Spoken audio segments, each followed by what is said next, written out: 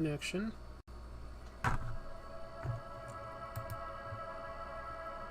Yeah! What's up? What's up? Hello, everybody! Oh, you hear that? Oh, a little synthwave to get things going. We're gonna start a little smooth. A little smooth. Welcome to the show! The salute? No, wait. For you guys, the double salute. I'm your host, Chris. I host a show called Comic Tropes, but this is a weekly live show called the Weekly Spinner Rack. Welcome, everybody. Yeah, I see some folks showing up here in the chat. Let's take a minute to greet some folks, and then I'll explain what we've got for it. We've got a lot of show today. Hello, Marvin Nation. Hello, Chemdog. Hello, Moritaka. Hello, Andrew Jefferson. Let's see, we've got Target Dummy, RM Cunningham, Void Coupon, Uros, El Torito, my sister Jean. Hello, Void Coupon. I think I just said hello to you. Hello, Samuel. Hello, Joe Dent. Hello, Hunkajunk. That's a good one. Let's see. Hello, Dogbeard. Oh, from Australia. Well, good day, mate. Hello, Big Gay Dave. Let's see. Sano Morgov. Oh, Sano Morgov. Hey, Sano Morgov. Hello. We've got Ricky Prickles. We've got my buddy Hooded Cobra Commander 788. Oh my goodness, I thought you were on the road, pal. We've got Mason Perry. We've got, I'll say, Puckheads. Philip Arsenault, Dr. Settleton, Robert Weichel, Tit Goblin, Xavier, RB Major Music, James Stewart, Sean T, Jamilin Parks. I can't keep going. We got a show to get to. We've got a show to get to. Here, I'm going to slowly fade out this music.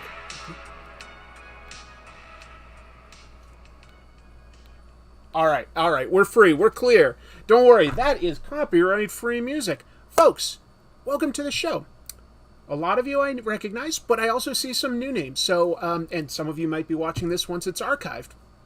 I am going to do some quick mini reviews of the comics that I've read this week. Just sort of catch you all up on what I recommend, what I think might be worth skipping, and why. Just really light reviews. And then I'm going to just start inking something while taking your questions and, more importantly, talking about the comic book news of the week. And I've definitely got some juicy items this week. Definitely got some stuff that's sort of clickbaity when I make these thumbnails. I've realized that helps. Oh, you've stopped in Memphis. Oh, man. Memphis, great food, great music. I'll say that for them. New subscriber, thank you, William. I really appreciate that. DJ Chris is here, that's right. Yes, very juicy. Oh, and here's another thing. So I just saw these in the store earlier today. We mentioned these several months ago in the news. These are from McFarlane's Toys. McFarlane's Toys? Technically correct, but it's called McFarlane Toys. They're called Page Punchers. And for $10, you get a comic book and an action figure. I figured I'd open those up and we could take a quick review, see if that's actually like a good value, who it's for. Andrew Jefferson, thank you. You are a king. I stan you. I love that animated GIF. How's it going? It's going great. Thank you very much. I really appreciate the super chat. That stuff keeps me going.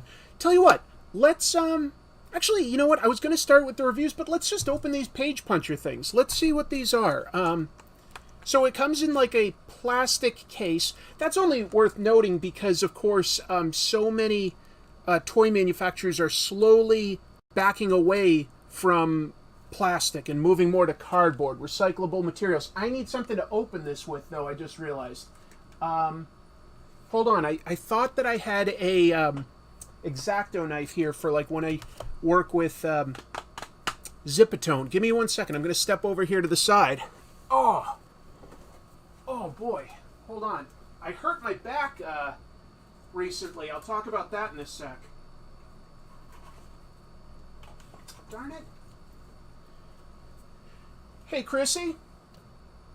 Would you be willing to get me a pair of scissors? I can't find one. Only if you're willing to. Well, I'll put that to the side after all, because I thought that I had something to open it with. Let's actually start with the reviews, and then I'll open up the page punchers. Oh, there's an interesting question.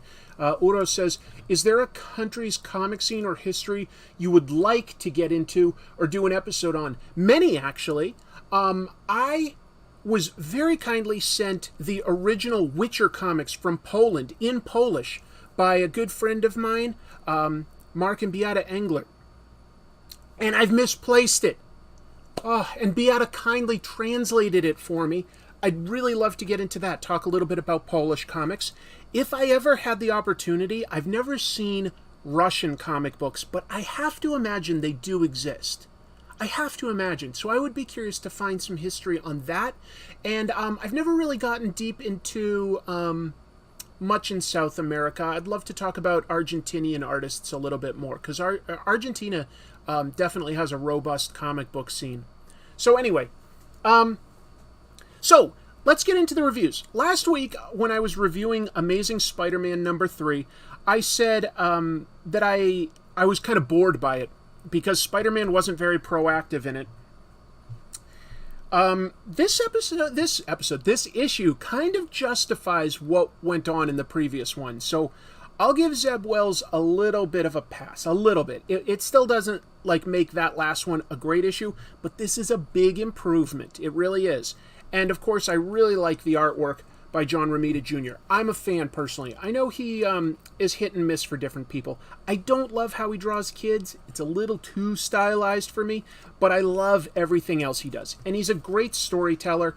Now, in this, Spider-Man is being held by Tombstone's henchmen, and he believes that there's about to be a gang war between Tombstone and the Rose. Okay, and that the Tombstone's men are about to murder all of the Rose's henchmen, and Spider-Man doesn't want any of that to happen. He's also bound and chained up and everything. Look, he gets free, and there gets to be a good fight scene. And he's also in a hurry because he believes Tombstone has kidnapped his friend, editor Joe Robertson. Okay, so he's got some personal stakes in this one. I love the action here. Look at that, a 2-page spread of Spider-Man punching through a door. I mean, the debris, the action, the power, it's great. I think that the lettering adds to this. It's good lettering. Great inks by Scott Hanna. I don't 100% love this blur effect. I don't think that's strictly necessary. I don't mind the background being a little out of focus, as though you're doing some sort of interesting rack focus. But I don't know that it's necessary for the action itself to sell that impact. But that's just a personal opinion. It's not a detriment. All I'll say, some great artwork in this, and what's really great, there's a twist at the end. I won't spoil it all, but basically Spider-Man has been manipulated into taking out some gangsters. He's not where he thinks he is. That's good. There's a good twist at the end. So anyway, this is mostly just action, okay? And what I'll say is, they've hinted that there's personal stuff developing with Spider-Man, but that's really relegated to just these first 2 pages with MJ and Felicia Hardy, the Black Cat. I'd love to see that take a little bit more prominence, because I don't know what that's about, and I am curious about it. Anyway, so look, this will depend honestly on how much you like John Romita Jr.'s art. I like his art a lot. I really do.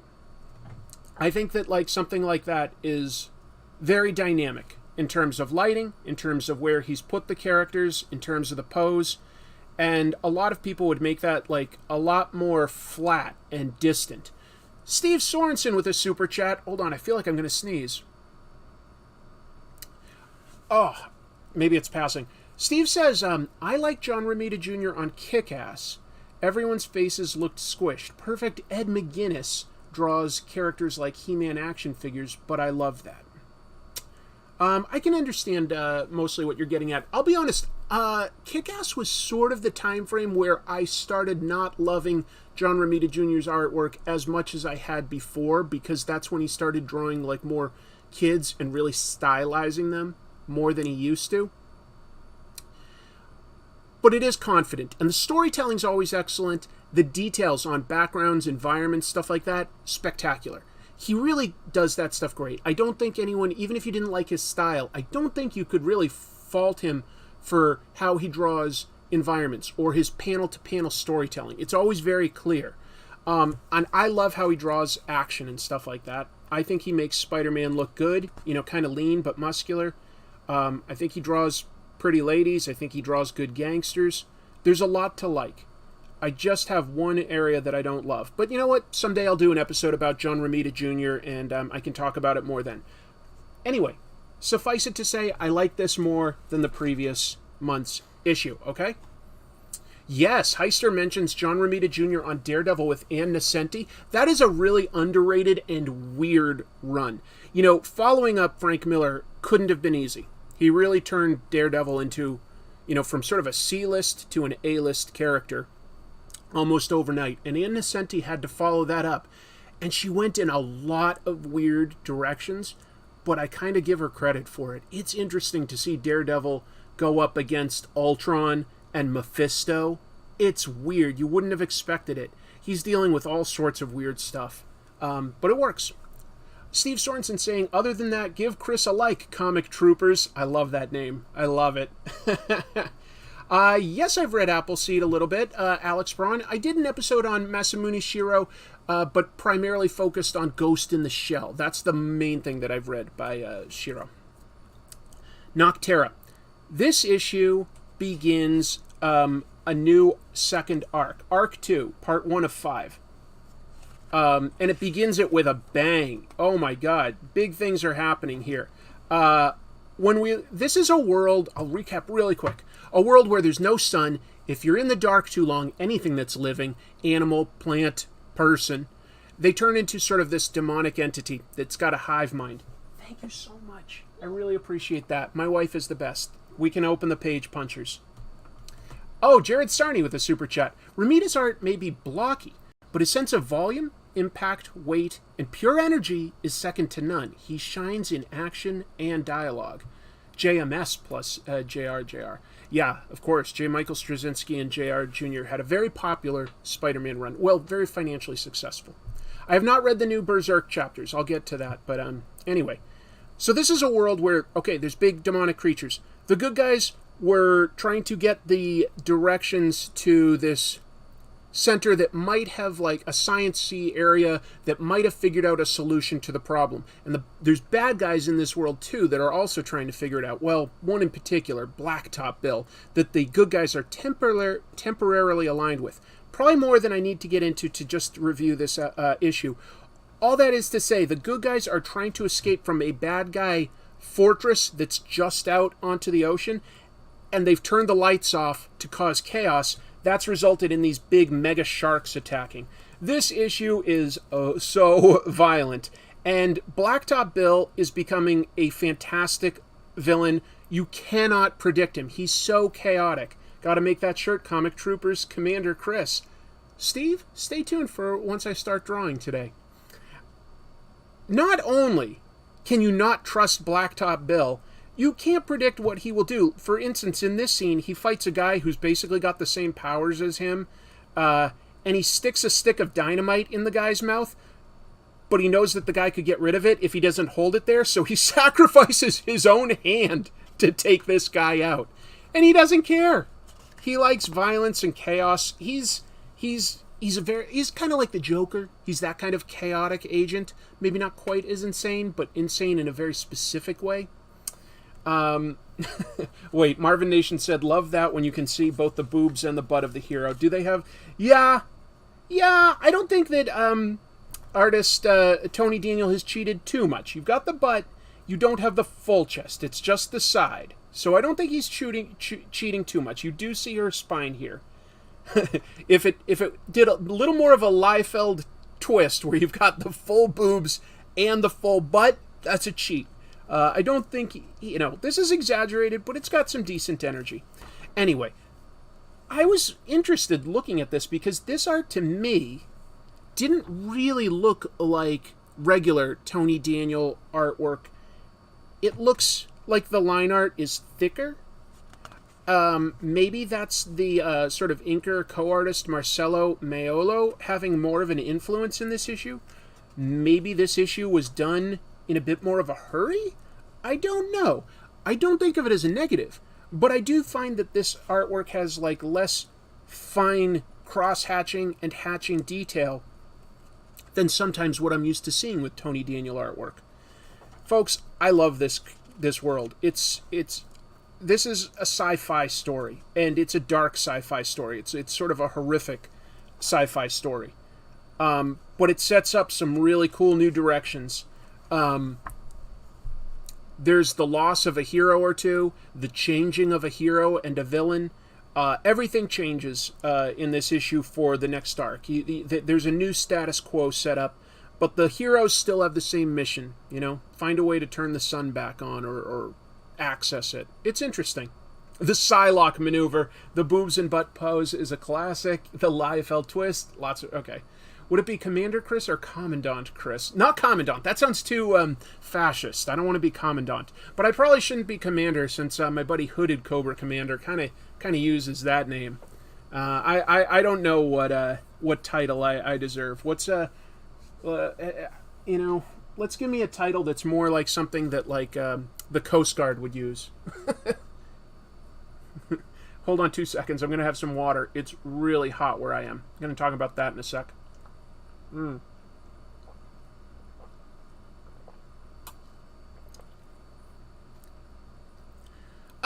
don't know what they're doing with Peter and MJ's relationship, El Torito. It seems to have gone back, distanced them a little bit more, but people like sort of an underdog story and rooting for them to get together, so that might not be off the table. Let's give it a few more issues to see where that would go. Captain Chris? Yeah, Captain's pretty good. Let's move forward. I feel like I'm going slow with these reviews today. I don't read all the Star Wars comics. I feel like there really are too many, in my opinion. Kind of like there's too many X-Men books, too many Batman books. I personally just don't have the time and money to invest in all of it. So I look for ones that are a little bit more where the creative team gets like a little corner of that world. Because I like those characters in these worlds, but I don't want to have to read several different books to follow a storyline. I want to read one story. So I've been reading this one. It's a 5-issue series. This is the final issue. Crimson Reign follows Kira, and she was the main female protagonist in the Han Solo movie.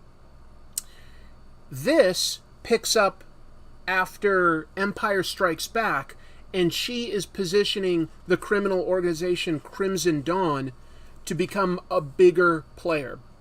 Bigger than Jabba the Hutt, bigger than, Black Sun or whatever the other teams are. Steve Sorensen with the Super Chat suggesting Fearless Supreme Leader Chris, Comic Troopers CEO.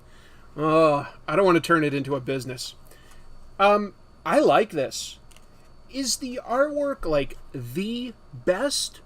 It's not on the level of when Star Wars launched, they had John Cassaday as the artist, A-list. No, I have to admit that, Stephen Cummings, I don't know outside of this, but it's all clear. It's all good. The likenesses are totally understandable. This looks like Kira to me. This looks like Emilia Clarke. Darth Vader looks like Darth Vader. And it's just all about a world of intrigue, and we get to learn a little bit more about some characters that were introduced that we never got to explore in the movies or TV shows to the degree we might have expected to. I think that when they made Solo, they probably thought they were going to make another one and get to flesh out Kira a little bit more.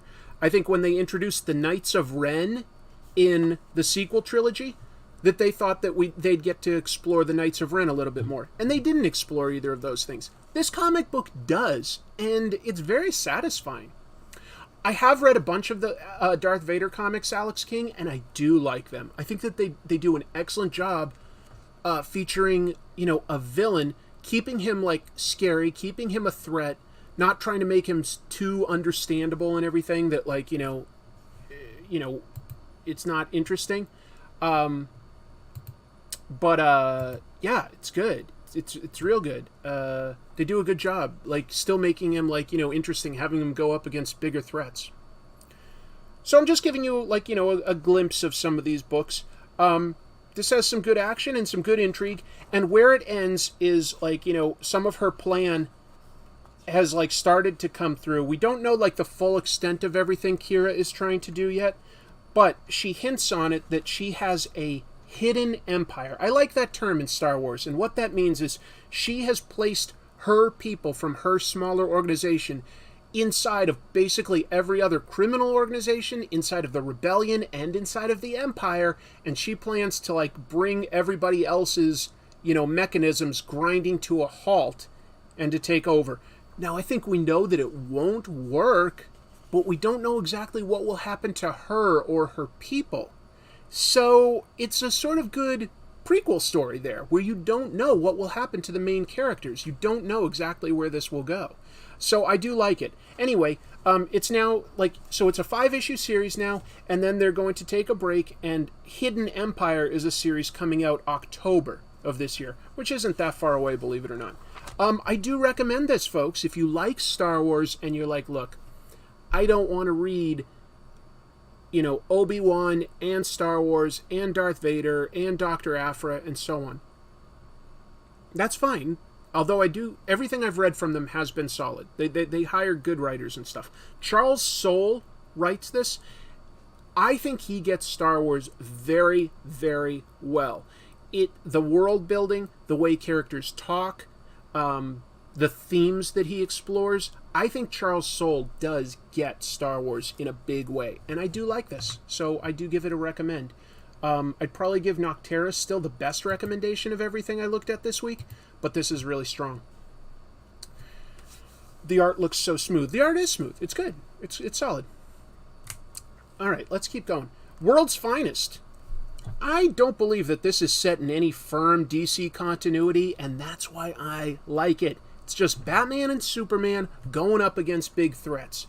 In this one, like the first 4 issues, they're going up against this guy who's basically got supernatural demonic powers. He's possessed, in a sense, Green Lantern here. Green Lantern versus Superman, Green Lantern versus Batman, or Batman versus this demon guy, Neza. It's all good. And this artwork by Dan Mora, man, I wish I'd discovered Dan Mora earlier because it is pretty. By the way, bold decision to give a 2-page spread to a title page. It does carry some weight. It paces things well. And I do like this logo. I'd love to know who designed this logo. I don't know. But they use the Batman head here in the W, and they use the Superman symbol here in the E. That's clever. That's very clever. Look. This has plenty of action. It's got Supergirl and Robin on a side mission. It basically uses DC things as they need to. It builds up a good threat. It talks about how Green Lantern's powers work, which is by willpower. And so Batman and Superman together use their willpower because they're like, look, Green Lantern usually has the most willpower of anyone they know.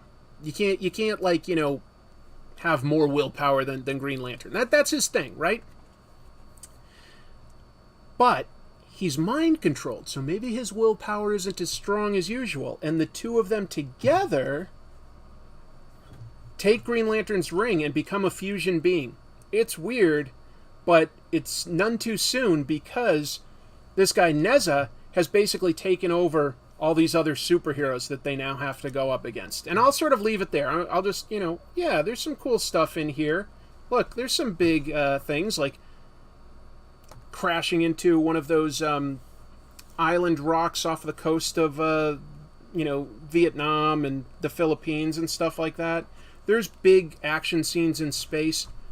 This is a fun book. If you like big, bold superhero action, of course Mark Waid can write that. He's been writing that stuff for a long time, but Dan Mora is the one that I'm really excited about discovering. So this is definitely fun. Of course I give it my recommendation. Radiant Red. Radiant Red I've been enjoying. I like Radiant Black a little bit more, but it is interesting to explore the world a little bit more. Cherished Chen writes a few interesting things in this with character stuff. The main character here is... what's her name? What's her first name? Her last name is Sone. I don't remember her first name. Oh, Satomi Sone. She got radiant powers, okay? But her husband has a lot of gambling debt, and some criminals have, like, blackmailed her into, like, helping pay that off and everything by helping them break into a building and steal some stuff. And, you know, they betray her. The story's fine. It's not bad at all. It's got some good character work. It's got some great action. You're going to appreciate this based on the artwork, in my opinion. I think that that's what's going to be its selling point. Hey, comics are a visual medium, so sometimes that's just the thing that that you need to focus on. And how much you enjoy that will depend on how much you like David LaFuente's stylized artwork. I do like it. If you like art that's sort of big open line art, but that, like, has, you know, big muscles and stuff like that, we're talking Ed McGuinness, maybe Mike McCone would be another. If you like stuff like that, just a little bit of sort of a manga sensibility to some of it, then you'll like this book. It's only a 5-issue series. This is issue 4, so we're almost done. Good, not great. But sometimes that's enough. Oh. There could be other colors, Black Phoenix. The Massive Verse, as it's called, does have some other characters in it. Rogue Sun is the next most prominent, but those are powers that come from something else. Let's see, Steve Sorensen says, this book reminds me of Superman, Batman in the 2000s. Next payday, I will buy the omnibuses of the series, and I will buy World's Finest when it gets a trade. Mm-hmm. Yeah. I think World's Finest is really, really fun. Radiant Black is a little bit like Power Rangers Andrew Jefferson, but not 100%. There's, at least so far, there's no mechs, there's no Zords, there's no villains that are gigantic. There are, the costume with the helmet and the spandex visually is a little bit like Power Rangers stuff, Sentai, Super Sentai, I should call it, a little bit. But oh right, yeah, there is a Radiant Black Pink, a Radiant Pink. So there's 3 so far. I think there might be a yellow. But they're not a team. You got it. They're out there. They basically are all just getting their powers from the same thing, which is sort of like this miniature black hole.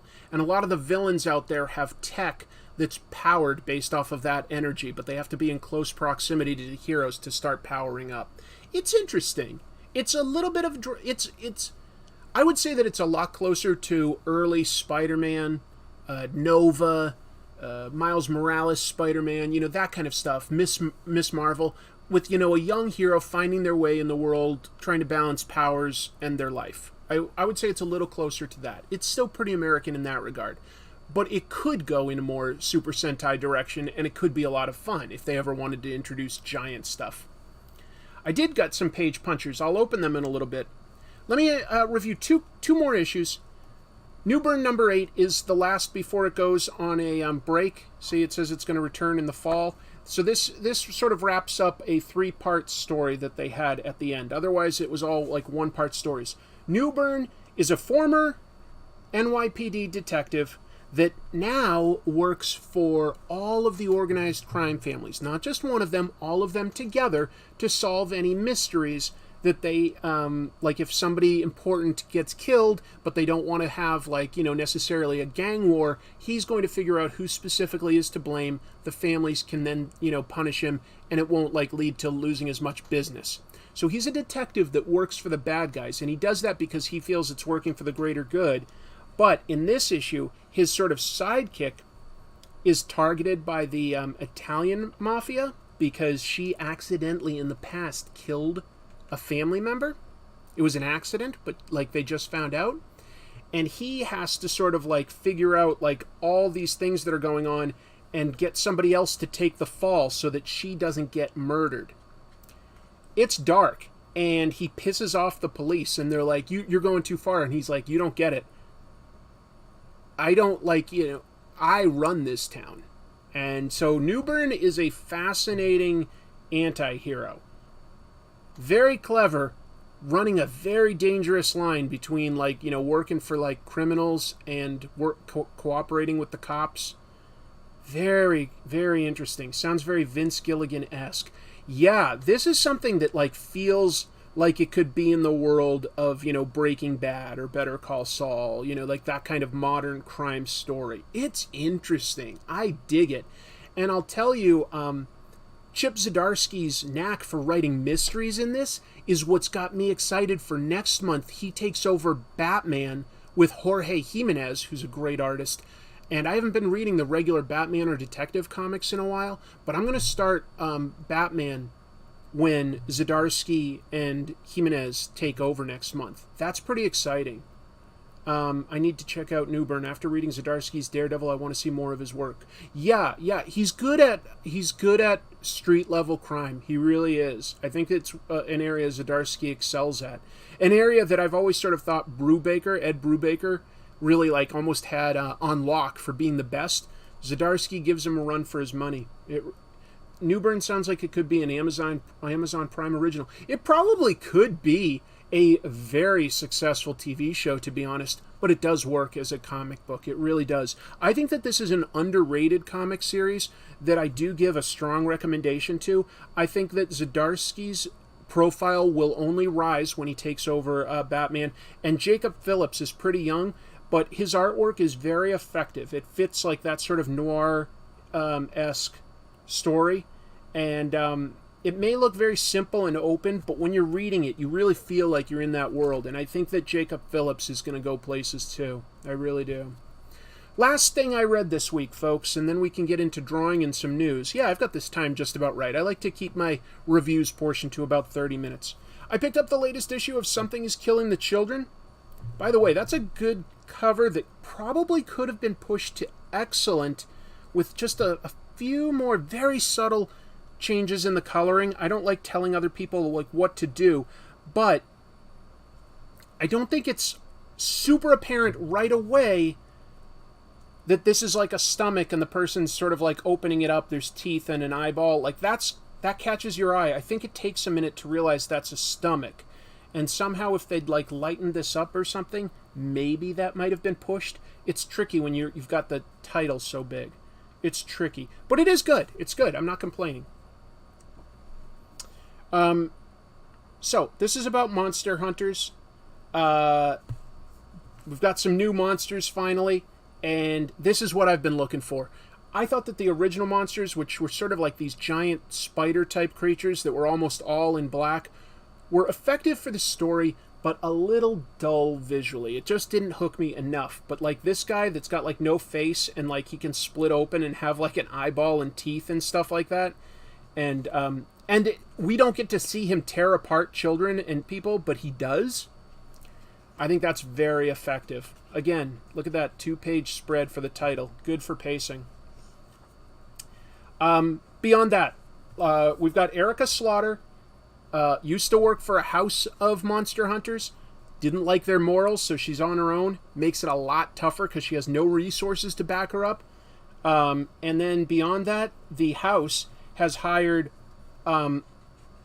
basically her equal from a different house to hunt her down and kill her. And she is ruthless and scary. I can't wait to see where this is going. This issue flew by. Love it. Gotta look away, no spoilers.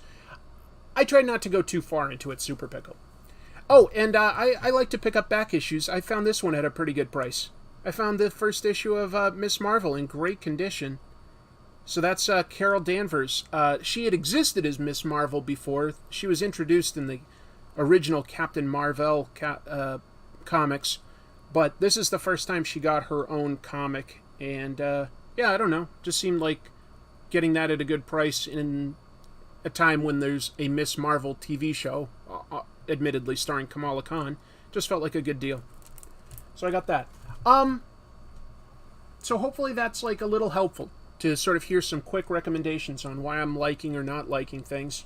Maybe it just gives you some thoughts. Maybe you want to pick something like that up. Maybe you don't.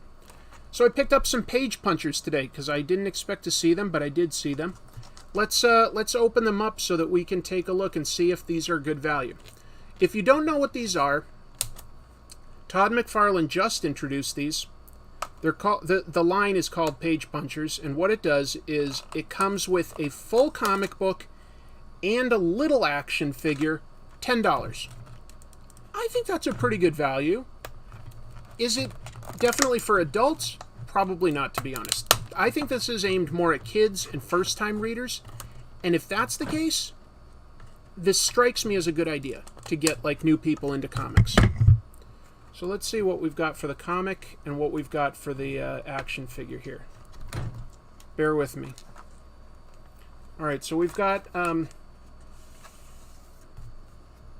while it's issue 608 of Batman, reprinted here, this was the first issue of when Jeff Leb and Jim Lee did a 12-issue run on Batman. So that's a good entry point. And we've got a Batman figure here based on this specific comic. Let's take a look at what we get there. So, packaging in plastic, not that hard to open up, and I guess if you wanted to protect a comic, you could keep this. It's just got like little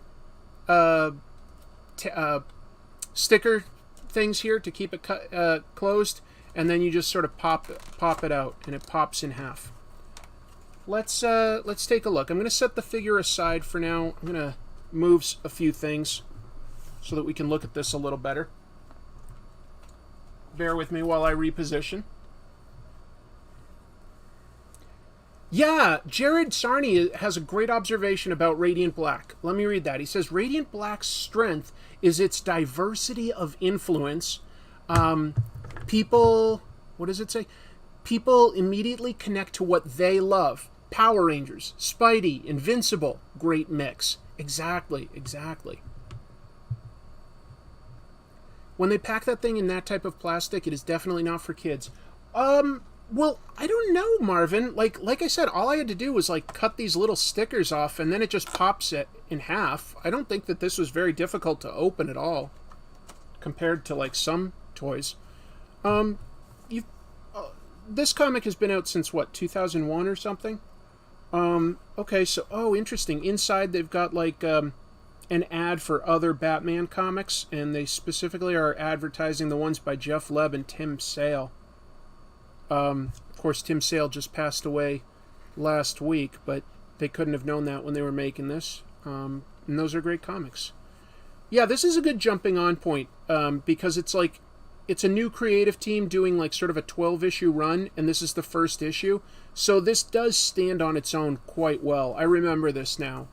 And it looks cool, I think. I think that Jim Lee's art in this holds up, and it looks like in the back we've got ads. No, throughout we've got ads for other DC comics specifically, nothing else. That makes sense.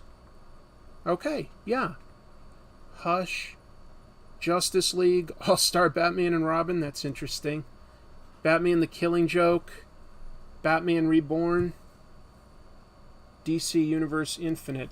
Well, good. It's only ads for other comics. So, okay, so we've got that. And that's obviously like sort of a direct market, so there's no UPC or price or anything like that. So it's got a little bit of a trade dress, but you've probably seen that comic. And then we get a small action figure here. Let me make sure that that's centered. Yeah, okay. I'll bring it up here a little. It's got limited articulation, but it's got a great sculpt. And let's see, how many paint applications? We've got 1, 2, 3, 4, 5, 6 paint applications. So we've got articulation with sort of a ball joint at the arm. Do we have... Yep, we've got like a pivot, a swivel here for the head. So that can look left and right. This cape is like sort of a soft, pliable plastic. So that can like, you know, be moved around depending on the position. We've got waist articulation, so he can like, you know, move his hips left and right. No knee or elbow or wrist or ankle articulation, but he can like almost, not quite 90 degrees. I'd call that about 80 degree that he can get up for his legs. But you know what? It's not a bad little action figure. Because of the sculpt, it would probably look decent on a shelf. So that's interesting. It's yeah, it's simple, but it's not bad. It's not bad. Let's take a look at the other. There were 4 in this line. There was Batman, there was Superman, there was Black Adam, and then there was this one, Flash. And I actually decided to pick this one up because I've actually never read Flashpoint. I know what it is. You sort of pick that up through cultural osmosis in comics, and I saw their sort of light adaptation of it on the CW Flash show maybe like 3 or 4 years ago. Let me just pop that out. But I thought, you know what? Yeah, I'm curious. Let me read the first issue of Flashpoint. Jeff Johns, Andy Kubert. Pretty famous storyline. And we'll take a look at the Flash action figure here, and then I'll take a look at your questions. And move on to the news and drawing and stuff like that. Okay, Page Punchers. Page Punchers. Oh, Steve Sorensen with a super chat. Hush is a great Batman story for beginners. Yeah, because it kind of shows you like all his villains and sidekicks and supporting cast. It's bombastic, but it gives you everything. Alright, so we've got Flashpoint 1. What kind of things will be advertised inside? Crisis, all the different Crisis books. That makes sense, because this is sort of a Crisis story, isn't it? Yeah, solid artwork. Is this Andy Kubert? Yeah, this is Andy Kubert. I always forget which of the brothers I like more, but I think it's Andy. Andy and Adam. They both draw in very similar styles that were clearly influenced by their father, Joe Kubert. So sometimes I can get that confused, I have to admit, if I'm not reading stuff by them regularly. Yeah, so this is basically all an alternate world. I think that this issue's thicker than the... No, these are both about the same thickness, I guess. But yeah, so this is also a first issue introducing you to sort of the world of the Flash. This is a good choice, too. It's got almost all his heroes and villains, his origin, his powers, all that kind of stuff. Leaves you wanting more, ideally. Yeah, this makes sense. Got an ad for a bunch of the Jeff Johns Flash books. That makes sense. What else do we have? All sorts of DC stuff. You're Thomas Wayne. Okay. I don't know if I really want to be putting in like a pull quote from Ain't It Cool News anymore. That feels dated. Wow, Marvin Nation, thank you. Chris, don't you need to punch a page to fully enjoy the experience? Yes, you're right. Wow. That was satisfying. I was just kind of curious what stuff they'd advertise in the back here to other people. JLA, Batman Year 1, Flash Year 1, Wonder Woman Year 1. The chat has frozen on your screen. Oh. Okay. Huh. Hold on. I've got an idea. Give me 2 seconds. I'm going to take it off. And then I'm going to bring it back.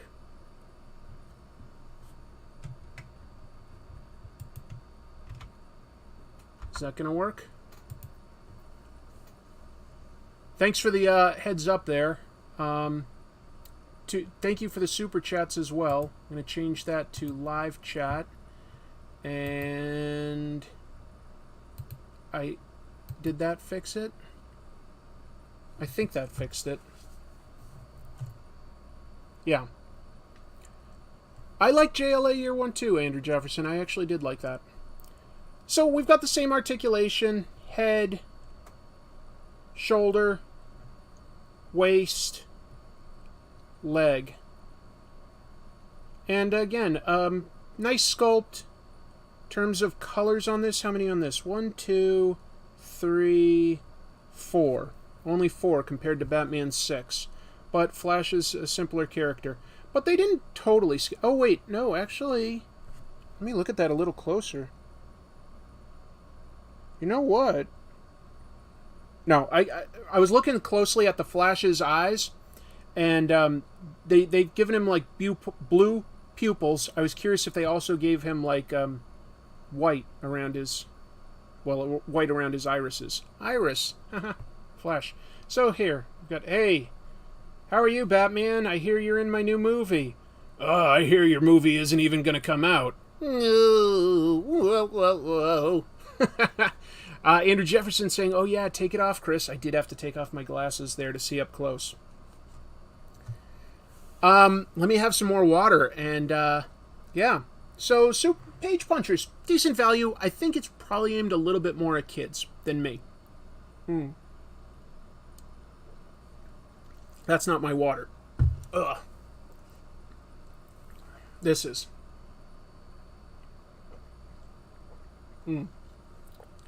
Okay, there's a question there. My thoughts on Multiverse of Madness?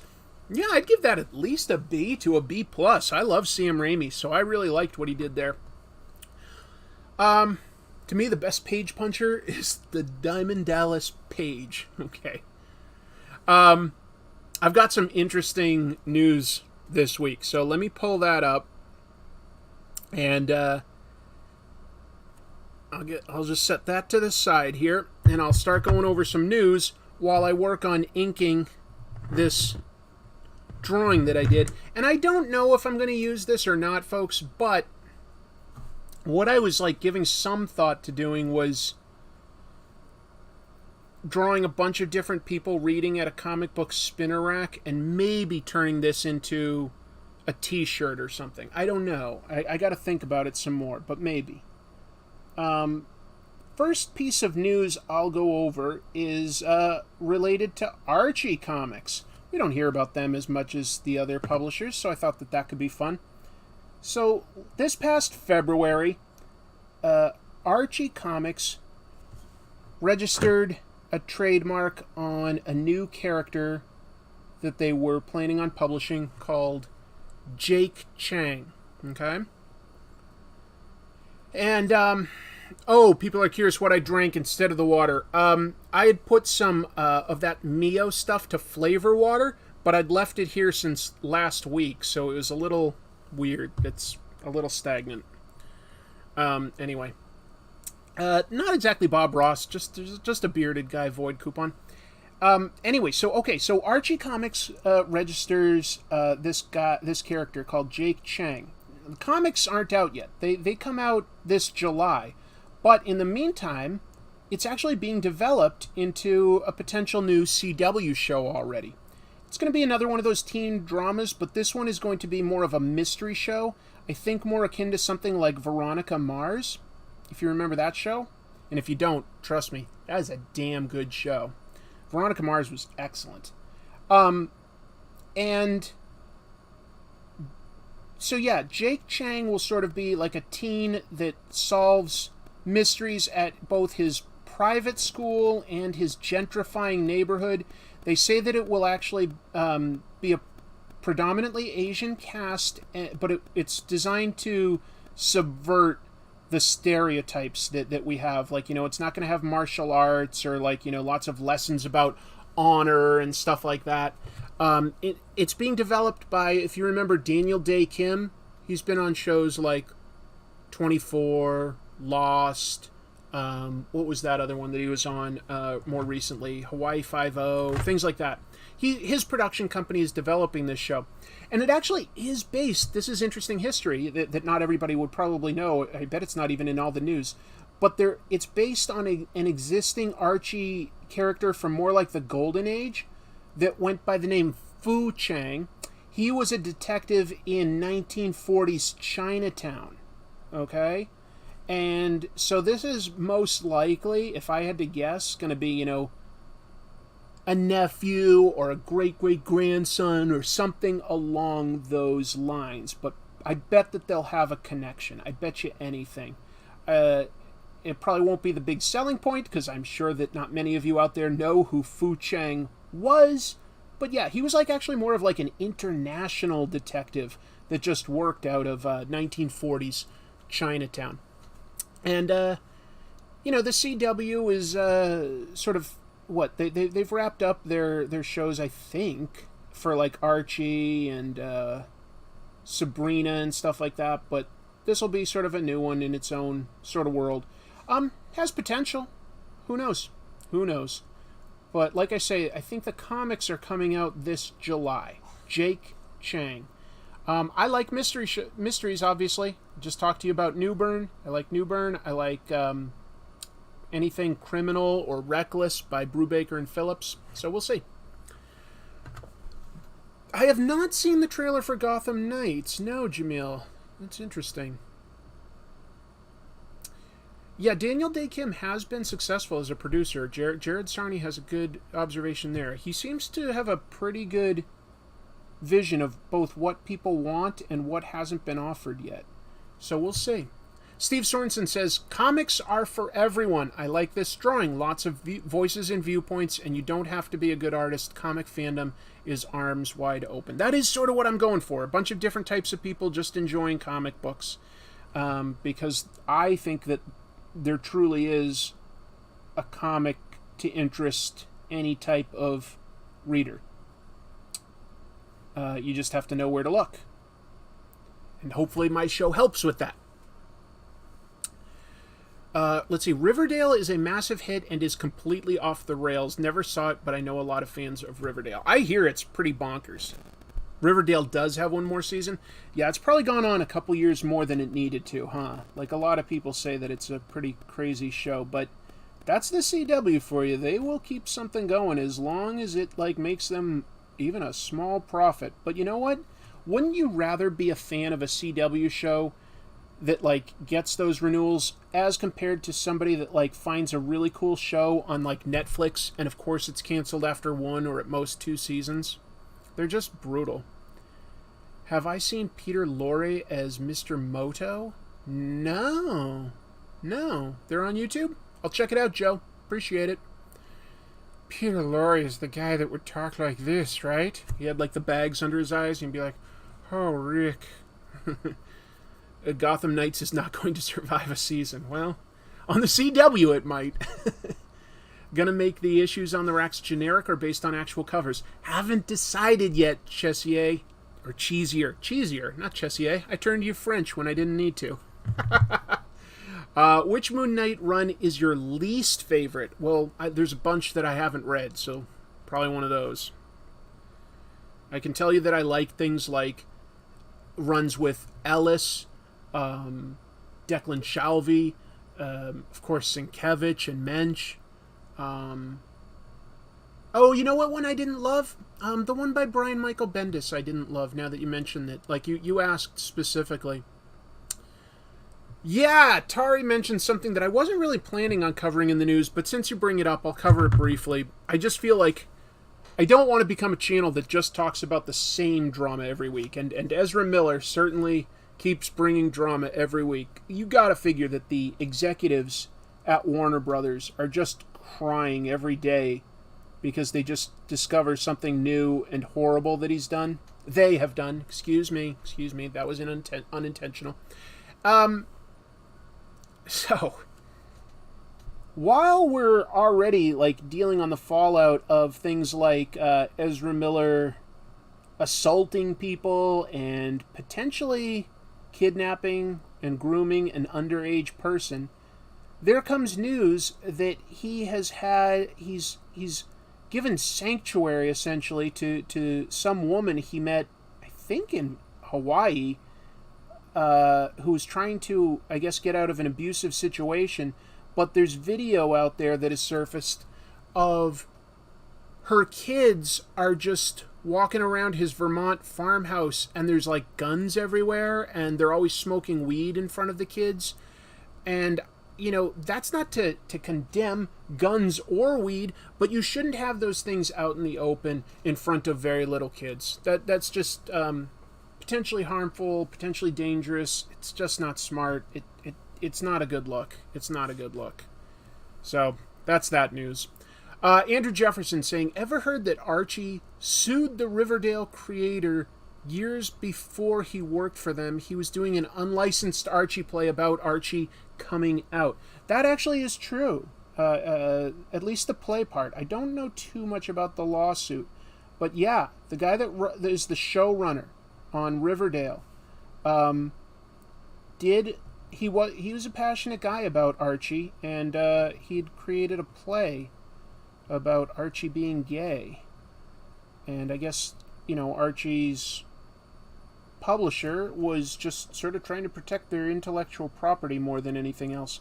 But I get that it got that guy on their radar, and then he went on to produce a bunch of shows for them and write some comics for them. And I liked his Afterlife with Archie comic quite a bit, but it's never been finished. I guess too busy with TV. Max Power with a generous super chat saying, thoughts on The Boys Season 3 so far? Really enjoying seeing Soldier Boy's interactions with the modern day. A lot of Captain America jokes like that. Love the show. Season 3 is, in my opinion, the best season of The Boys so far. Satire is hitting harder. The violence is more extreme. But I'm digging it, man. I think it's a great show. And I think that like the biggest threat is not Soldier Boy or Homelander. It's going to be Billy Butcher. But yeah.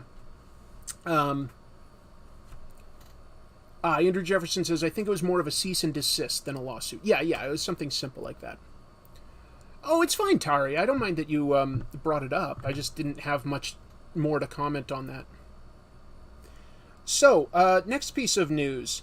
Okay, I talked fairly recently about a book I really liked that IDW did. It was called G.I. Joe Saturday Morning Adventures. And it was done in the style of the old cartoon from the 80s. It's fun. It sounds just like how they talked on that show. The plots are just like that. It was only a 4-issue limited series. The artwork, note perfect. Looked like cells of animation. Of course, IDW does something fun and interesting like that, like right at the end, right in the last year before they've lost the license. I wish they'd come up with that idea sooner. Probably could have helped them, honestly. But anyway, they are doing something akin to that, at least this time with a property that they have secured still, and that's Teenage Mutant Ninja Turtles Saturday Morning Adventures. It will be based, on the 1987 cartoon, like visually and stylistically. Written by the same guy as the G.I. Joe one, a guy named Eric Burnham. And I didn't see anything that said that it would be like a limited series, so this might be an ongoing. I think that the 1987 cartoon was still a lot of people's entry point to discovering Ninja Turtles originally. A lot of people. And so that could be fun. That could be fun. When that show was good, it was really good. So anyway, that's something that's coming up. Oh, did I say that it was written by... Yeah, I said it's written by the same guy, Eric Burnham. Who is the artist? He's a guy that's done a lot of covers and stuff like that for IDW books. He does have an animated style. Guy named Tim Laddie. Tim Laddie. So that could be a lot of fun. Loved that cartoon. Had several VHS tapes of old episodes. Oh, yeah. Absolutely. And I mean... what is it, like that new video game, Shredder's Revenge? Ninja Turtles Shredder's Revenge only just came out, and people are saying that that's very much in that style of the original cartoon, the first cartoon. So, I guess, I thought that it would have been, like, too late for people with, like, nostalgia for that, but maybe not. Maybe this is the, what would you call that? Oh, there's a phrase for like zeitgeist. This is the zeitgeist for that era of Ninja Turtles potentially. So we'll see. Your image here looks nice and detailed yet open. Can you use it? Maybe your thumbnail for your weekly spinner rack? If it comes out well, Joe, this is something I'm giving a little bit of thought to, like making as a t-shirt design. So we'll see how it goes, you know? We'll see how it goes. If it comes out all right, then you might be seeing it some more. But let's see, a Transformers game like that, Devastation. Oh yeah. You gonna stream Shredder's Revenge on Twitch? I could. I technically do have a Twitch channel. It's called Comic Tropes, I believe. I haven't used it in forever. I don't know as much about the world of Twitch and streaming and stuff like that. I experimented lightly with it once doing the Marvel Spider-Man Sony video games. You should live stream playing the game not Monday. Yeah, no, I wouldn't do it on the same day as today, but I have been wanting to play a video game lately. I've been really busy. I feel like that's a common refrain for me, isn't it? Like, oh, I'm too busy for this or that. I do feel like I say that too much. All I can say is it's the truth. And I have to keep bringing in money because we've been dealing with some home repairs and stuff here. For instance, we did some plumbing stuff that had to get done last week, and that was $13,000.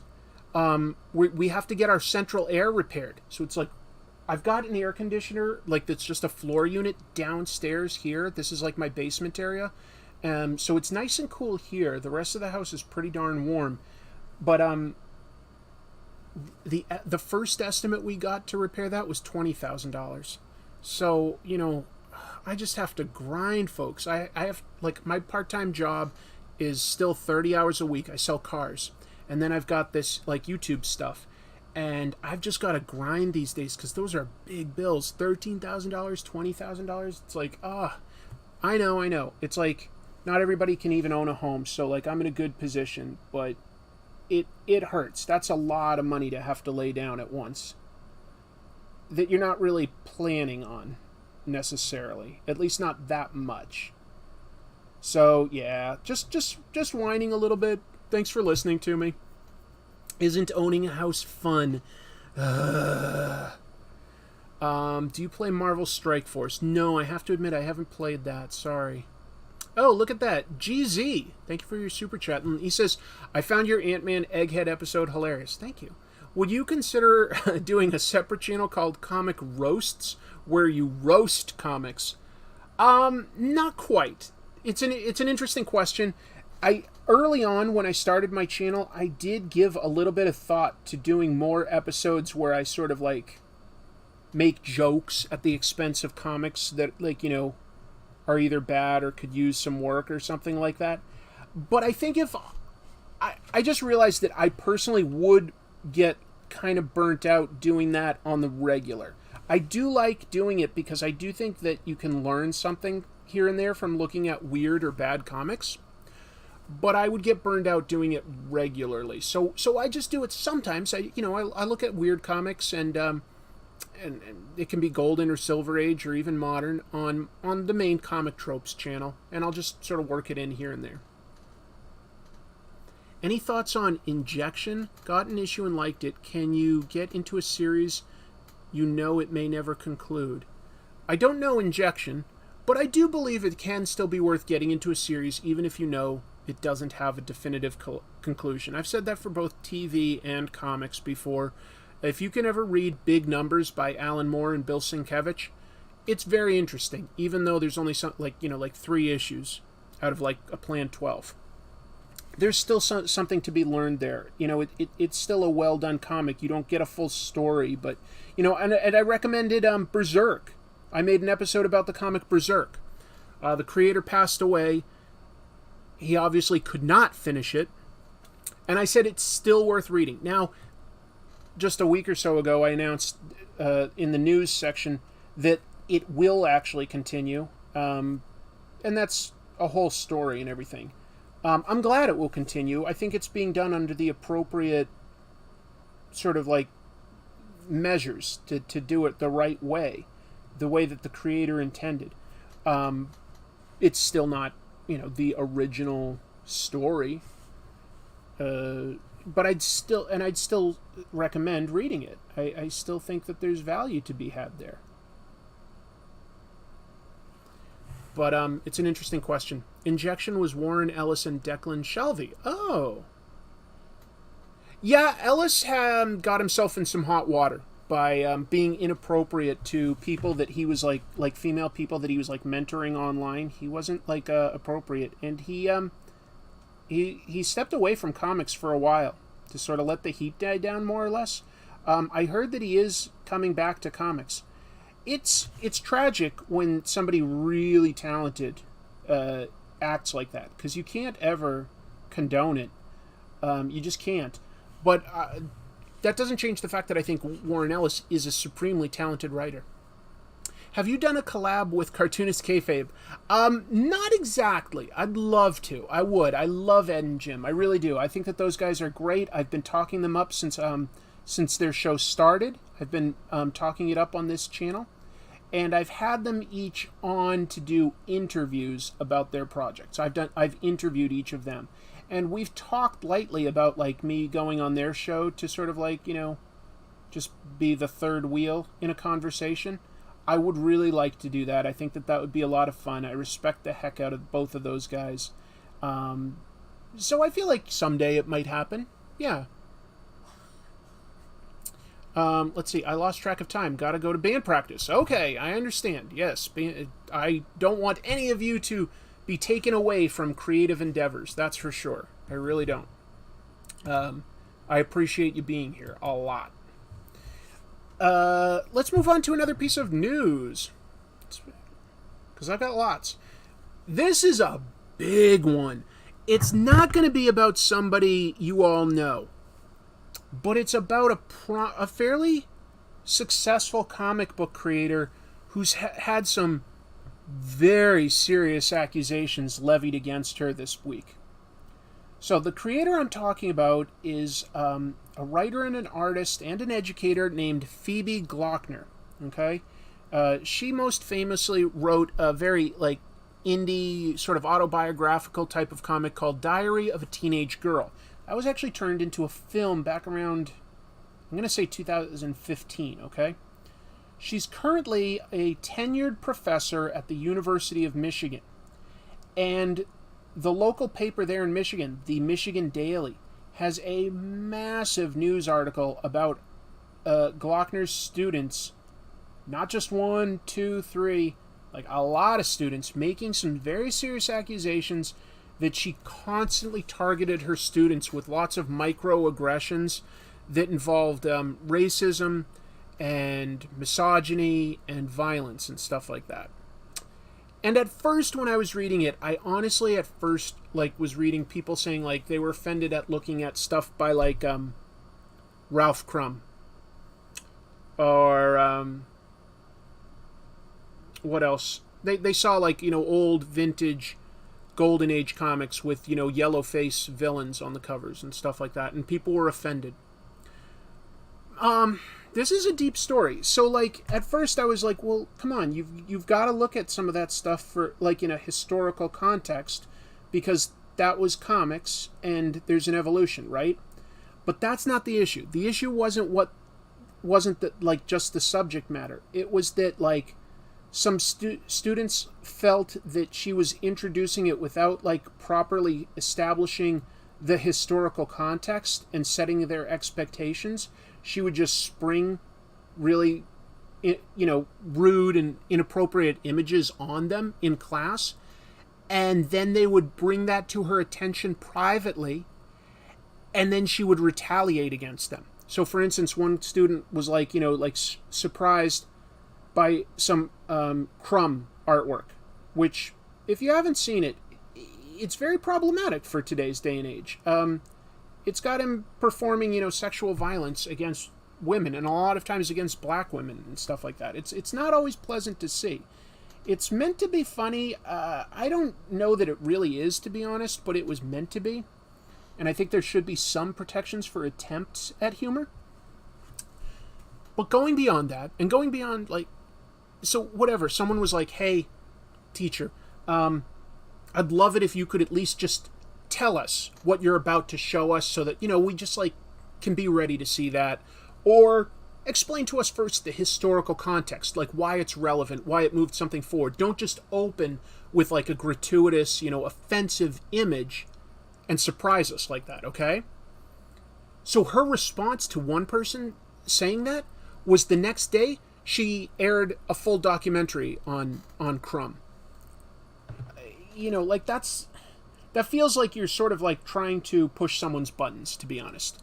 And it's not just at one school either. Like, she also did a program at hold on, I wrote it down. So like I said, she teaches at the University of Michigan, and she's the only teacher that teaches comics there. So it's not like if a student doesn't like it that they could go elsewhere. They have to study with her. She also has taught classes for the Atlantic Center for the Arts, also known as the ACA.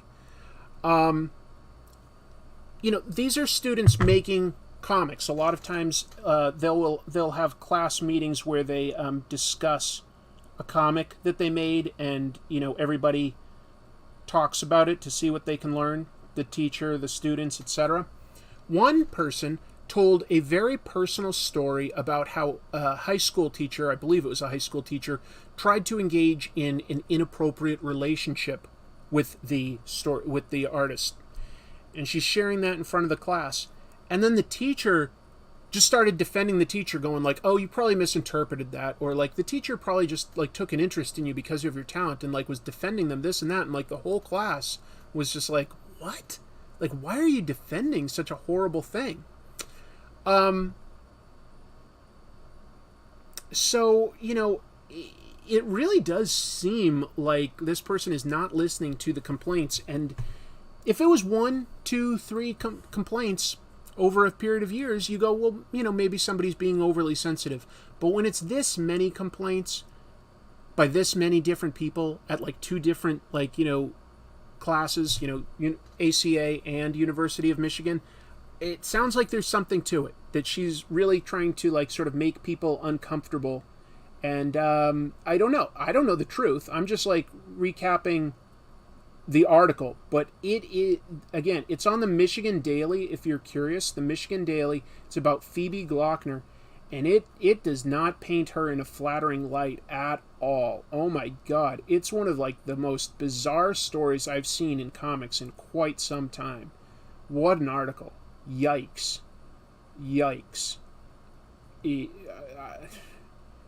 I bet we'll see some sort of a statement from like a publicist, at least for the school, soon. I have not read Naruto. Sorry. What is the name of the article? That's a good question. If you just looked up her name or the Michigan Daily, you'd find it. But let me see. Like I said, her name's Phoebe Glockner. And let's see what the article was called. I guess she's also written a novel or two, so that's cool. Okay, it's on the Michigan Daily. It was 2 days ago. It says, Daily investigation finds allegations of microaggressions against comics professor. Kind of a long title, but yeah. Sounds like crybabies to you, says Aldi. Well, just to be clear, that's at first what I was thinking. Then I started reading the article, and I don't know. Sounds like this professor was pretty horrible to a lot of different people. So, it's something. I'll move on to something more palatable and pleasant, though. Talking about this in the news fairly recently, how Marvel lost the license to Conan. The rights holder is a company called Heroic Signature. They're based in Europe, and they didn't renew Marvel's licensing deal to make more comics. They said they wanted to make them on their own. Well, this week it was announced that their partner will be Titan Comics. That's a English publisher, probably best known for their licensed stuff like Doctor Who. They do the Doctor Who comics these days. Anyway, Titan Comics got the rights to do Conan comics. Actually, not just Conan comics, all the stuff that Robert E. Howard's estate has, except for Red Sonja. Dynamite is keeping Red Sonja. I guess that's going well. But Solomon Kane, Dark Agnes, those are characters. And apparently Heroic Signature is planning on doing more than just comics for Conan this coming year in 2023. They're going to also do some new novels. We'll see how it all goes. Now, what's not known yet, we don't know the creative teams.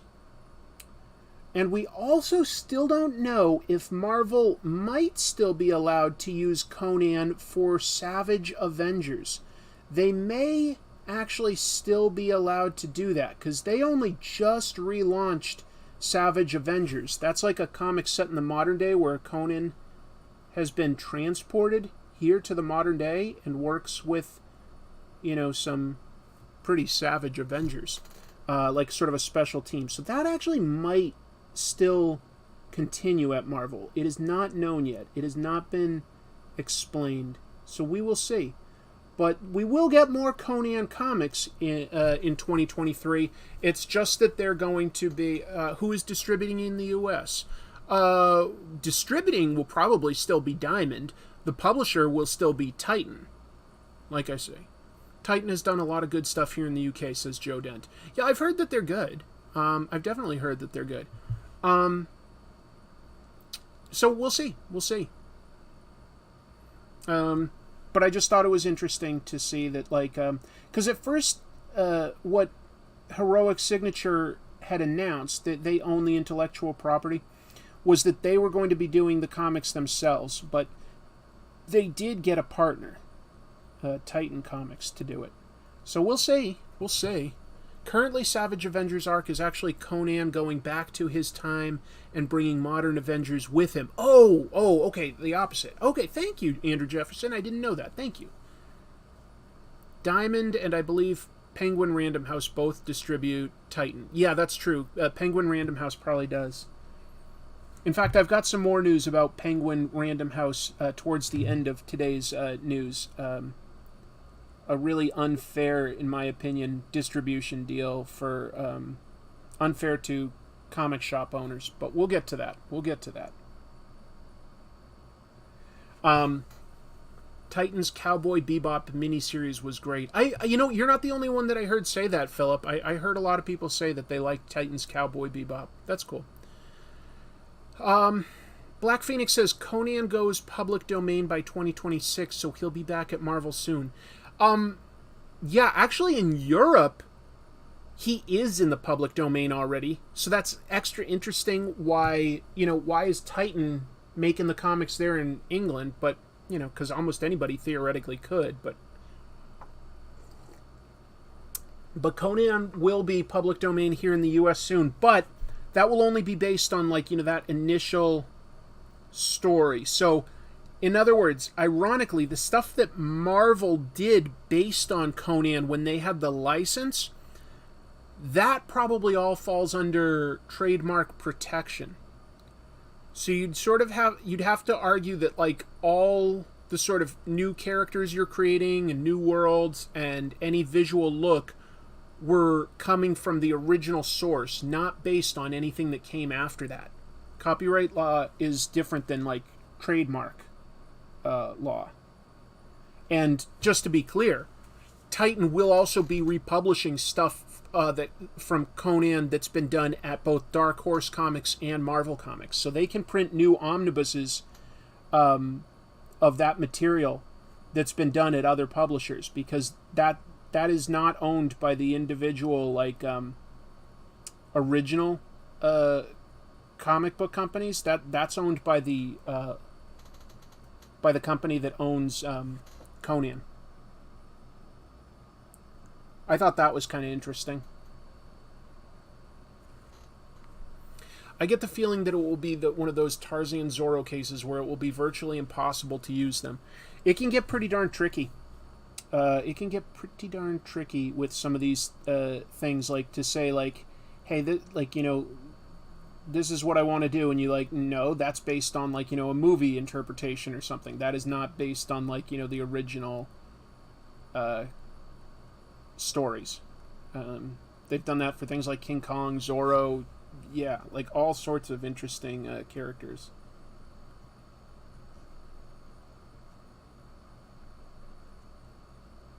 It can be very, very tricky to parcel out what is fair game and what is not.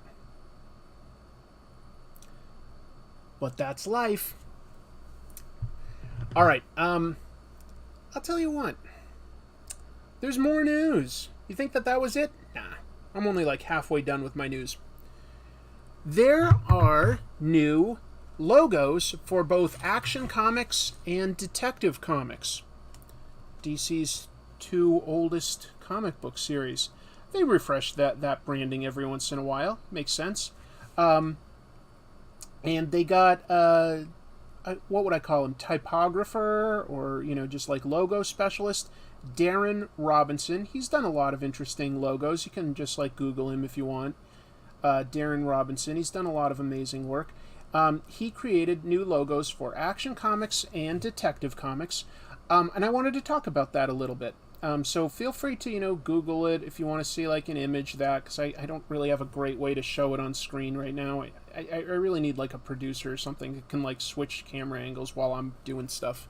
But Action Comics looks a lot like the original logo, but like with some more of a serif to the A. It gives it like, I'd argue some nice energy to it. I think it looks really nice.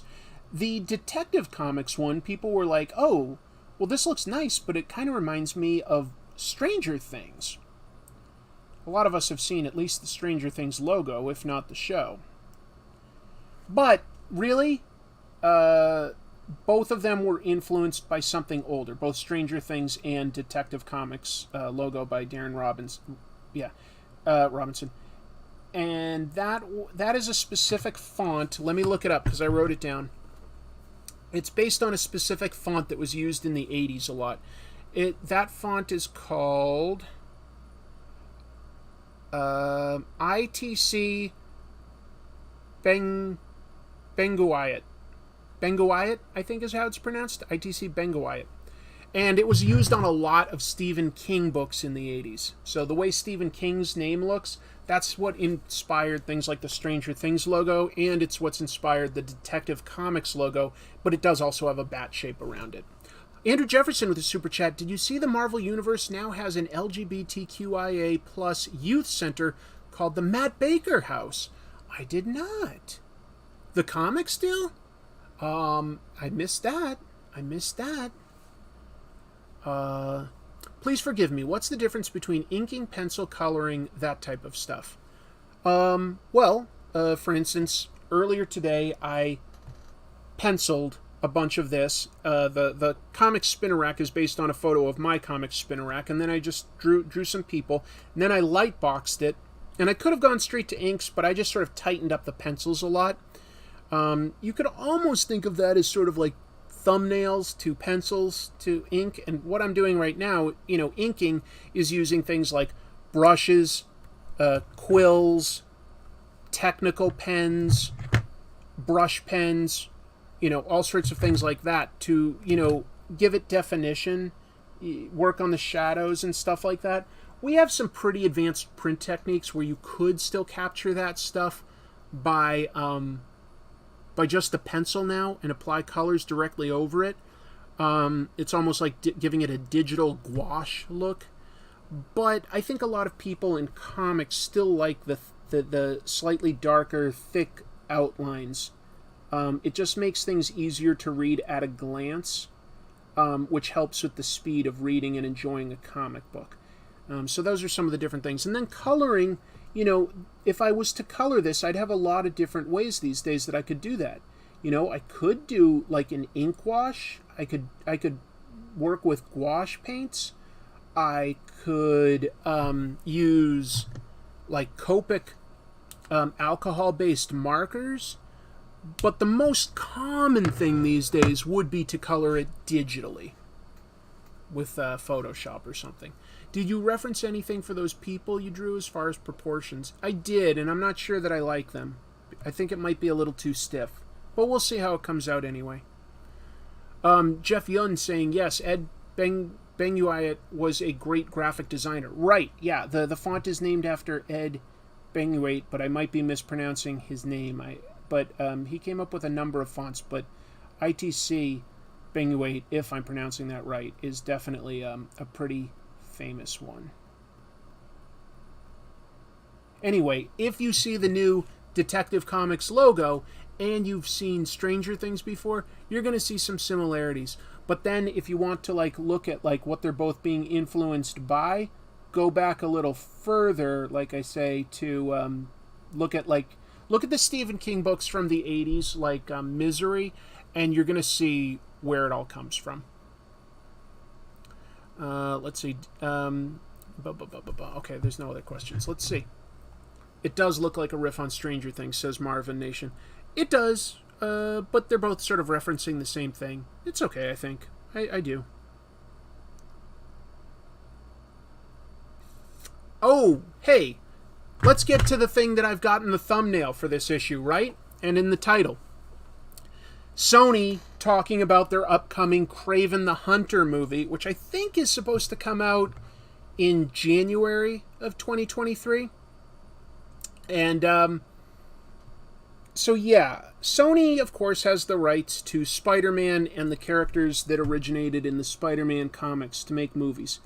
And they've done that, you know, like made Spider-Man spin-off movies with things like Venom fairly effectively, and Morbius not so effectively.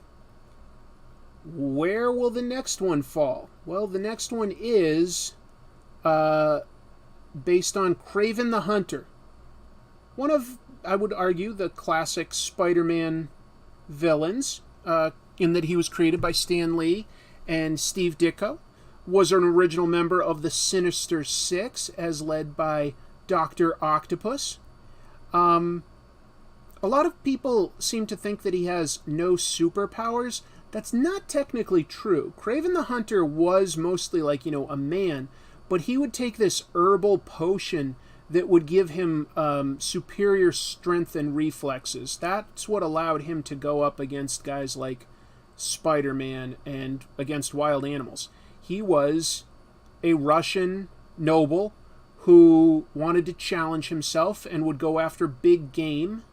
And in a way, he decided that what's the biggest game of all? Man. Well, what's even better than man? A superhuman man. So he wanted to hunt Spider-Man to essentially prove that he was better than Spider-Man. And I think that was taken to its logical conclusion in the incredible story Kraven's Last Hunt by J.M. DeMatteis and artist Mike Zeck.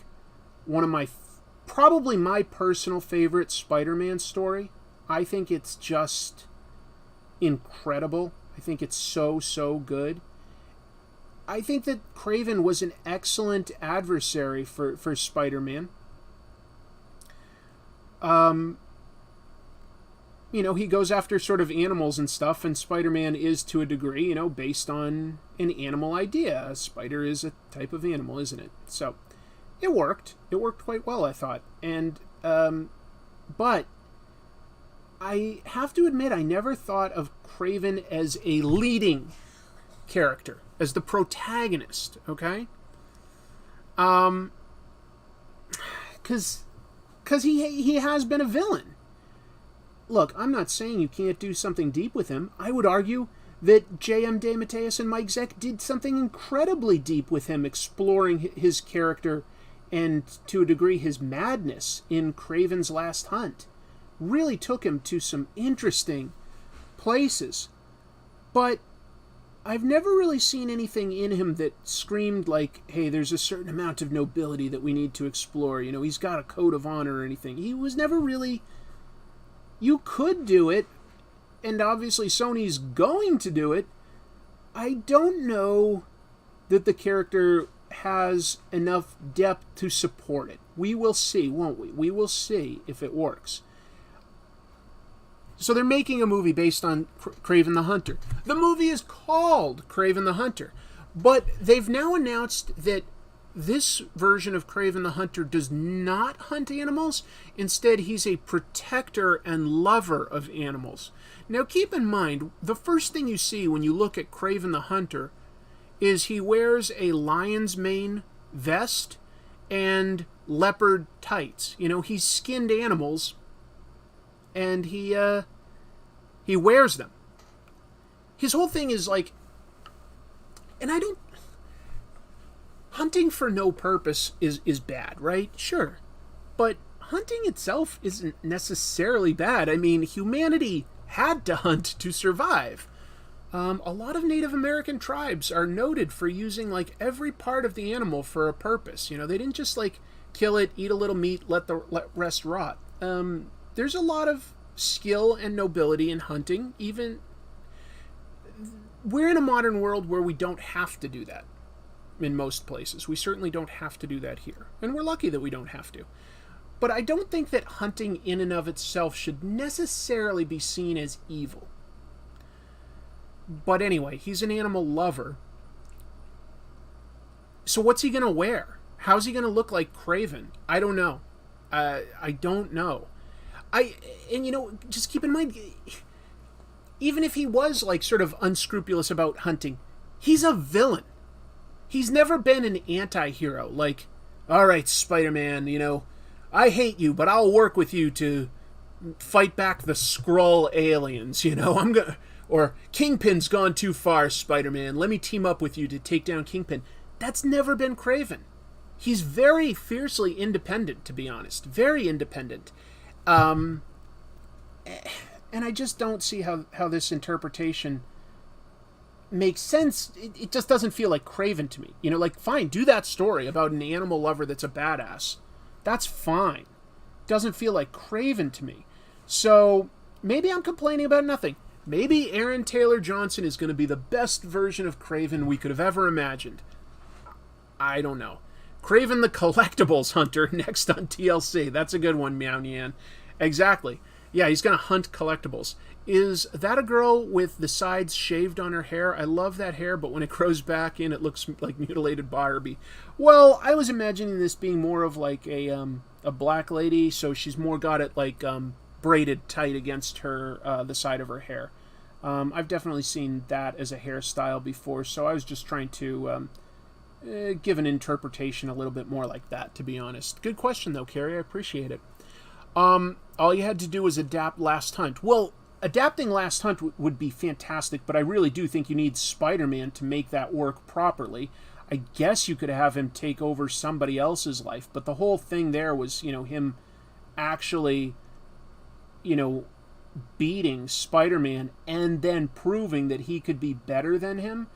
That was very interesting and super traumatic to Peter Parker and the people around him, and sort of showed what was important about Spider-Man, how he motivates himself to keep going, showing how Kraven had a history of family madness that sort of made him who he was. But anyway, you know, whatever. I guess if you want to make him a good guy, that's okay. I just don't know that it doesn't. Nothing I've seen so far has given me a confidence that they have a handle on a take on Kraven the Hunter that justifies this.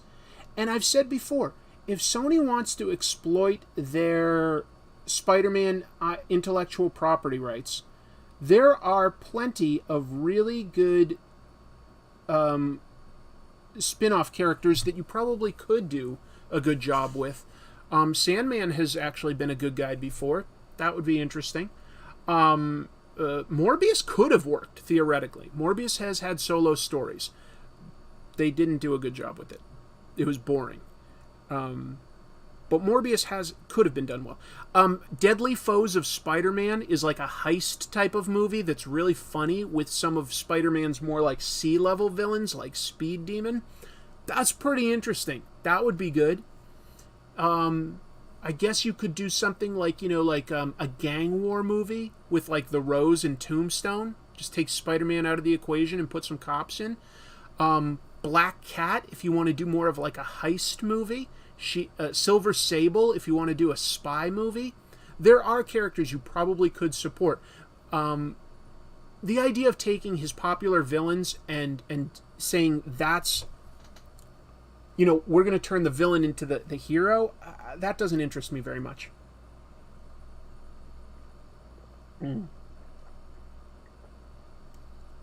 It's pretty warm here, guys. So I got to keep trying to do some water. Molten Man, yeah. Molten Man has been a villain, but he's not inherently a bad person. He's like, you know, been pushed into like bad luck and stuff like that. That would be cool. How about a nice Legion of Losers show? Maybe. I do remember the Ultimate version of Kraven. didn't love that take on it. You know, just a reality show hunter. I didn't think he was nearly as badass or dangerous. I thought it undercut his threat a lot. The Bendis interpretation of Kraven the Hunter. Didn't love that one. I liked a lot of Ultimate Spider-Man. Didn't love that. But maybe I'm just being a crank, you know? Maybe I'm just an old cranky puss.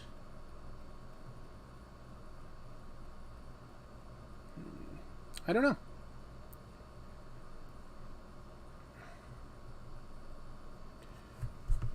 Silver and Black could work. There's a lot of good, scorned women doing heist movies in the last couple of years that have worked. Gibbon the movie. Paste Pop Pete the movie. I'd watch that. Let's see. My sister says, I didn't know you could do water. Is that like doing the do? It's just like that.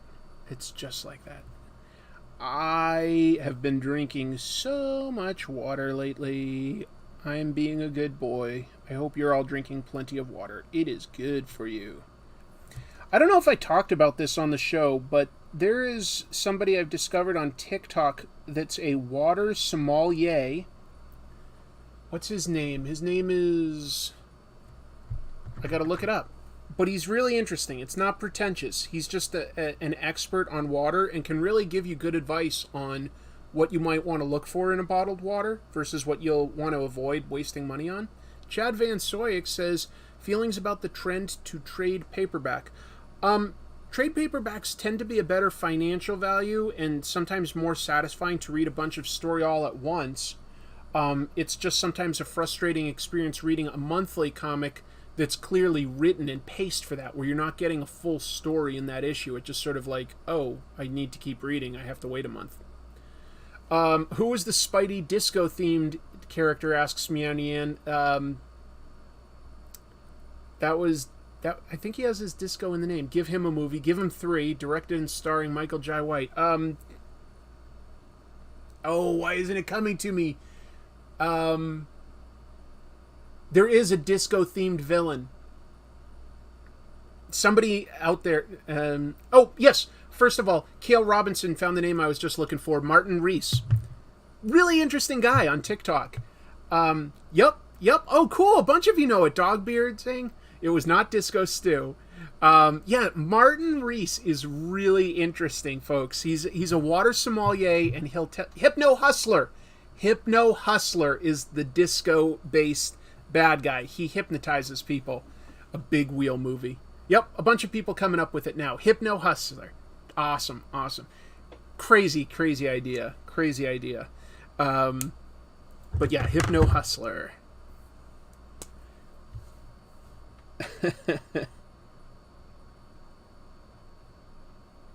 I lost my train of thought. Anyway, I do recommend watching Martin Reese's videos. I think he's got stuff on YouTube. He definitely has stuff on TikTok. He will really educate you a lot about what you'd want to look for in water. And you'd be like, you might go like, well, I think I know everything I need to know. There's stuff you'll learn, I promise. You'll learn what's a marketing term, what's a waste of money, what isn't. It's pretty cool. Zavata sommelier, and he talks with a thick German accent. But he's really nice. Hypno Hustler versus Angar the Screamer. Cloak and Dagger would be good. Pretty sure Cloak and Dagger, though, is not owned by Sony.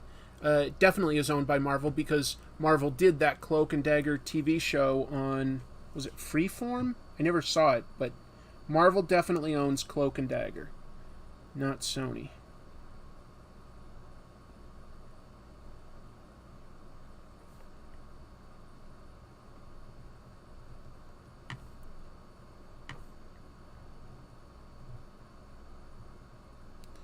I think I was about to pull up a new piece of news, so let me jump back to my news notes and see what I got for y'all.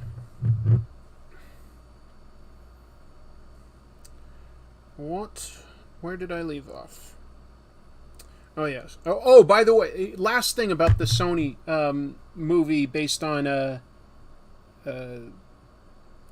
Kraven the Hunter. In a recent interview, actor Aaron Taylor Johnson talked about the character. He's the guy playing Kraven the Hunter.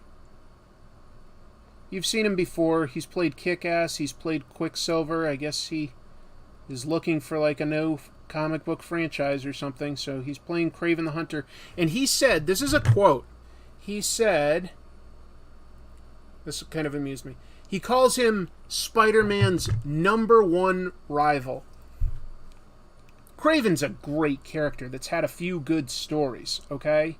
I am not here to poop on Kraven the Hunter. But that's a gross understatement to say that he's Spider-Man's #1 enemy. There's a couple characters that could vie for that slot. You've got Green Goblin. In my opinion, Dr. Octopus is the #1. And you could argue Venom. Those three, you could argue, are Spider-Man's #1 enemy.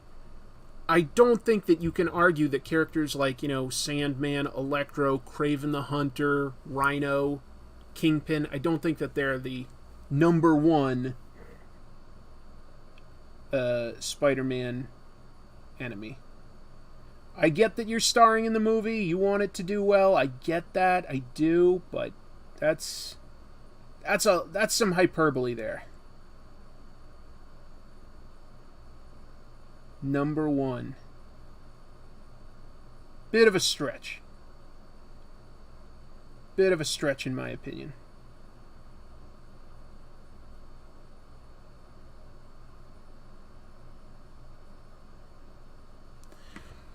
Kraven was largely dead in the comics. Yeah, I mean, they did kill him off for a long time. Bonesaw is Spidey's #1 rival. Bonesaw is ready! That was great. Not my impression, the character. I like those Sam Raimi Spider-Man movies quite a bit. I'd still say that the second Spider-Man movie by Raimi is the second best Spider-Man movie after Into the Spider-Verse. I'd call that the second best. And then I'd probably, I don't know, maybe I'd put the recent, No Way Home as #3, or maybe I'd put the original Spider-Man as #3. I'd have to think about it a little bit. But those Sam Raimi Spider-Man movies were very, very good. Doc Ock, in my opinion. Yeah, I agree. I think that Dr. Octopus works best because he's a criminal, but he's still basically sane, and he's a scientist like Peter Parker, but like one that sort of went awry. Whereas Green Goblin is a little bit more really of a businessman that went crazy because he got greedy. He put a serum in himself that drove him completely crazy. But he's driven by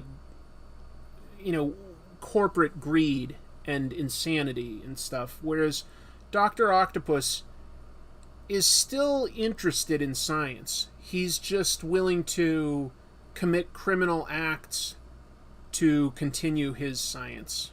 I don't know. It's interesting. Moving on to the next piece of news. I think it's time. Here's another thing that I had in the thumbnail and title. Miracleman. Famous property. Huge and complex history that I'm not going to get all into now. It's a lot to talk about. But the important thing is Marvel acquired the rights to the character of Miracleman about 15 years ago now. And they've done some reprints and stuff, but they haven't really told any new stories set in that original storyline that was written by Alan Moore, and then eventually, briefly, Neil Gaiman. And so, yeah, Neil Gaiman was given the rights to Miracleman by Alan Moore, given his portion of the rights, and was going to tell a story, started to tell a story that was called the Silver Age. It was going to build up to something called the Golden Age, about, like, you know, Miracleman basically running the world. It was like the idea seen to fruition of, like, you know, this superhuman level superhero in control and, like, you know, rebuilding the world, running everything. Didn't think of himself as a supervillain, but did take over. 2 issues were done by Gaiman, and Mark Buckingham was the artist. Also well known as a writer, Mark Buckingham is. But, yeah, they did 2 issues, and then the company that was publishing it went out of business, and the rights fell into all sorts of weird dispute, and it was tied up for a very, very long time. But now it is definitely owned by Marvel. Well, they're finally continuing that story with, Neil Gaiman and Mark Buckingham. They're going to continue their story. That's supposed to come out this October. That'll be very interesting, I think. It's a character that's gone through some really wild stuff. Really, really well-written stories. And this is not the sort of stuff like with Marvel potentially using him in something called Timeless. That's its own thing, okay? This is just Miracleman, sort of the idea of Captain Marvel, Shazam, Captain Marvel, in more of a real-world setting. Deconstructed, you might say. And then taken to some really weird places. So, it's going to happen, okay? So, that's this October. Not only is there going to be a reprint of those 2 issues of Silver Age and then a continuation with the original creators, Marvel is also going to release something called Marvelman, sorry, that was his original name. Miracleman number 0, issue 0, which will be basically a type of anthology. Cover by Alan Davis, famous British artist, little bit of association with the character. And anyway, I think I'm very interested to see what this will be. I really am. I'm really interested to see, since it is the original creators getting to finish this story that they had an idea for. This was back in 1989, folks. 1989. Oh my God. Over 30 years ago. But this story is going to get seen to completion now. I didn't think that would ever happen. I really didn't. So that's interesting. But it'll be interesting to see what happens. So Miracleman coming back. A character a lot of people have at least heard of, if not read. I definitely recommend reading it. It's a great comic. It really is cool. And I mean, it carries all the more weight because, you know, it was done before stuff like Watchmen and other deconstructionist tales of superheroes.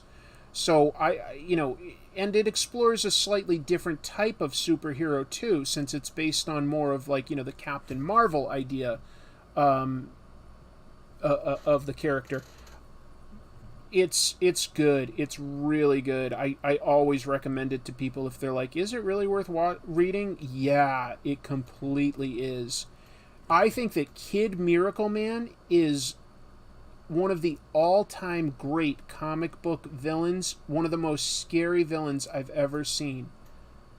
A riff on the idea of Captain Marvel Jr., but where, like, horrible things had happened to him, and he doesn't want to access his powers because he knows the devastation that would bring.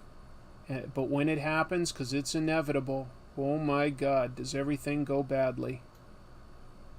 Just, like, you all of a sudden realize that, like, oh, Black Adam could be so much scarier.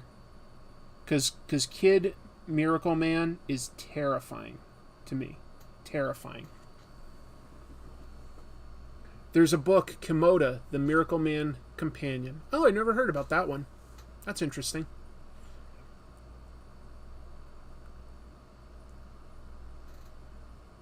And he has a great weapon, the Miracle Whip. Chris, have you read Captain Britain by Alan Moore? No. I want to. I very much want to. I want to read the stuff that Alan Moore and Alan Davis, right, did on that run. I've always wanted to read it. I've only heard good things, and I did read Excalibur back in the day and could see that both Chris Claremont and Alan Davis used a lot of the ideas and concepts that were introduced by Alan Moore in Captain Britain. They took those into Excalibur, but it would be lovely to actually understand the full context. I've never really known exactly where to begin with that, which sort of trade or omnibus or anything I should pick up and read first, but I would really like to read those. I think it was brought to America at one point, and I don't know if it was a full adaptation or new stories. But, it had Spider-Man on the cover. I've got issue 1 of that, but I didn't know if that was the actual British adaptation or not. Honestly, Marvel UK I find very confusing a lot of times because I don't think it's technically the same as the Marvel 616 universe, but they use all the same characters. It seems like there's some loose shared continuity between the two. Isn't the 616 designation from Alan Moore's Captain Britain? It is. That's the weird thing. It is from that. The trade that collects them is out of print and like $300 now. That is a lot, but I'm in a unique position where this is what I sort of do for a living. And I will sometimes justify to myself spending things like that on back issues if it helps. I can send you a copy of Captain Britain if you would like. We have the collected hardcover very cheap here. Is it, Joe? I would be very interested if it's starting from the beginning. I really want to start from the beginning and move forward. Marvel UK had Doctor Who, right? They did. Death's Head, yeah, I like Death's Head. I thought that was an interesting character. Yeah, the multiverse was from the writer before Alan Moore, but Moore named it 616. I think that's right, Jeff, but I'd have to double check. I think I'd have to double check. I know that Alan Moore named it 616, but I don't think he introduced the multiverse itself. What else was I going to say about Marvel UK? Okay, since we're talking about Marvel UK, let me give you a bit of trivia, because I don't think I will really ever make a comic tropes episode about this. It's more a piece of trivia, but I think you guys will like this. So, if you've ever heard of the band Pet Shop Boys, West End Girls, that guy who was the main singer, it was a duo, but the guy that did like most of the singing and everything, he was actually the editor-in-chief of Marvel UK briefly. Yeah, before he ever became like a huge pop star, I'll look his name up, but the one half of the Pet Shop Boys, which is a very popular musical group, was originally an editor for Marvel UK. Let me look it up. Neil Tennant. Neil Tennant is one half of the Pet Shop Boys, but originally he got into comics. And let me see, 1975, he started. He worked for 2 years as the production editor for Marvel UK. Production editor. He was responsible for changing the dialogue in existing Marvel comics to make it more British for the British reprints. Yeah, a Pet Shop Boy. Neil Tennant. Yep. Thanks, Joe. Isn't that just sort of like, I don't know, I think that's interesting that he had such a prominent role at Marvel, but you'd never hear about that when you're hearing about Neil Tennant, because of course people are only going to ask him about, his music and his career there. They're never going to be like, What kind of stuff did you add to Spider-Man issue 423? You know, like, that's just never going to come up for his career now. What a wild world. To have spent like a couple years making Marvel comics before you were like, yeah, you know what, I think I'm instead going to become a huge new wave pop star. David Tennant is a stage name? Chemdog says David Tennant got his stage name from him. I didn't know David Tennant was a stage name. Scott Wood with a super chat saying, thank you for all you do, Chris. You've helped me develop a deeper and more knowledgeable love of comics and broadened my horizons. That's all. Scott, that is the type of thing I love to hear. Thanks. You've helped make my day because I love comics. I think it's just such a versatile storytelling medium, and it's fun for me to go like, hey, we've enjoyed the story. Now let's see if we can enjoy it on maybe another level or two. And let's see what else we can do with this storytelling medium. And so if people can like sort of get something out of that, that really makes my day. Thank you so much.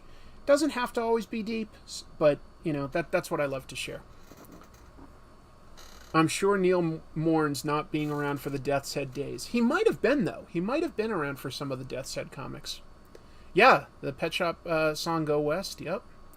I've got the looks, you've got the brains, let's make lots of money. There you go. There you go. You think I already told this story? It's possible.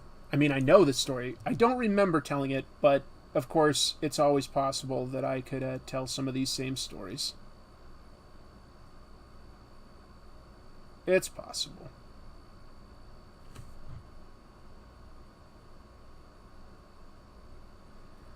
West End Girls. Doot, doot, doot, doot.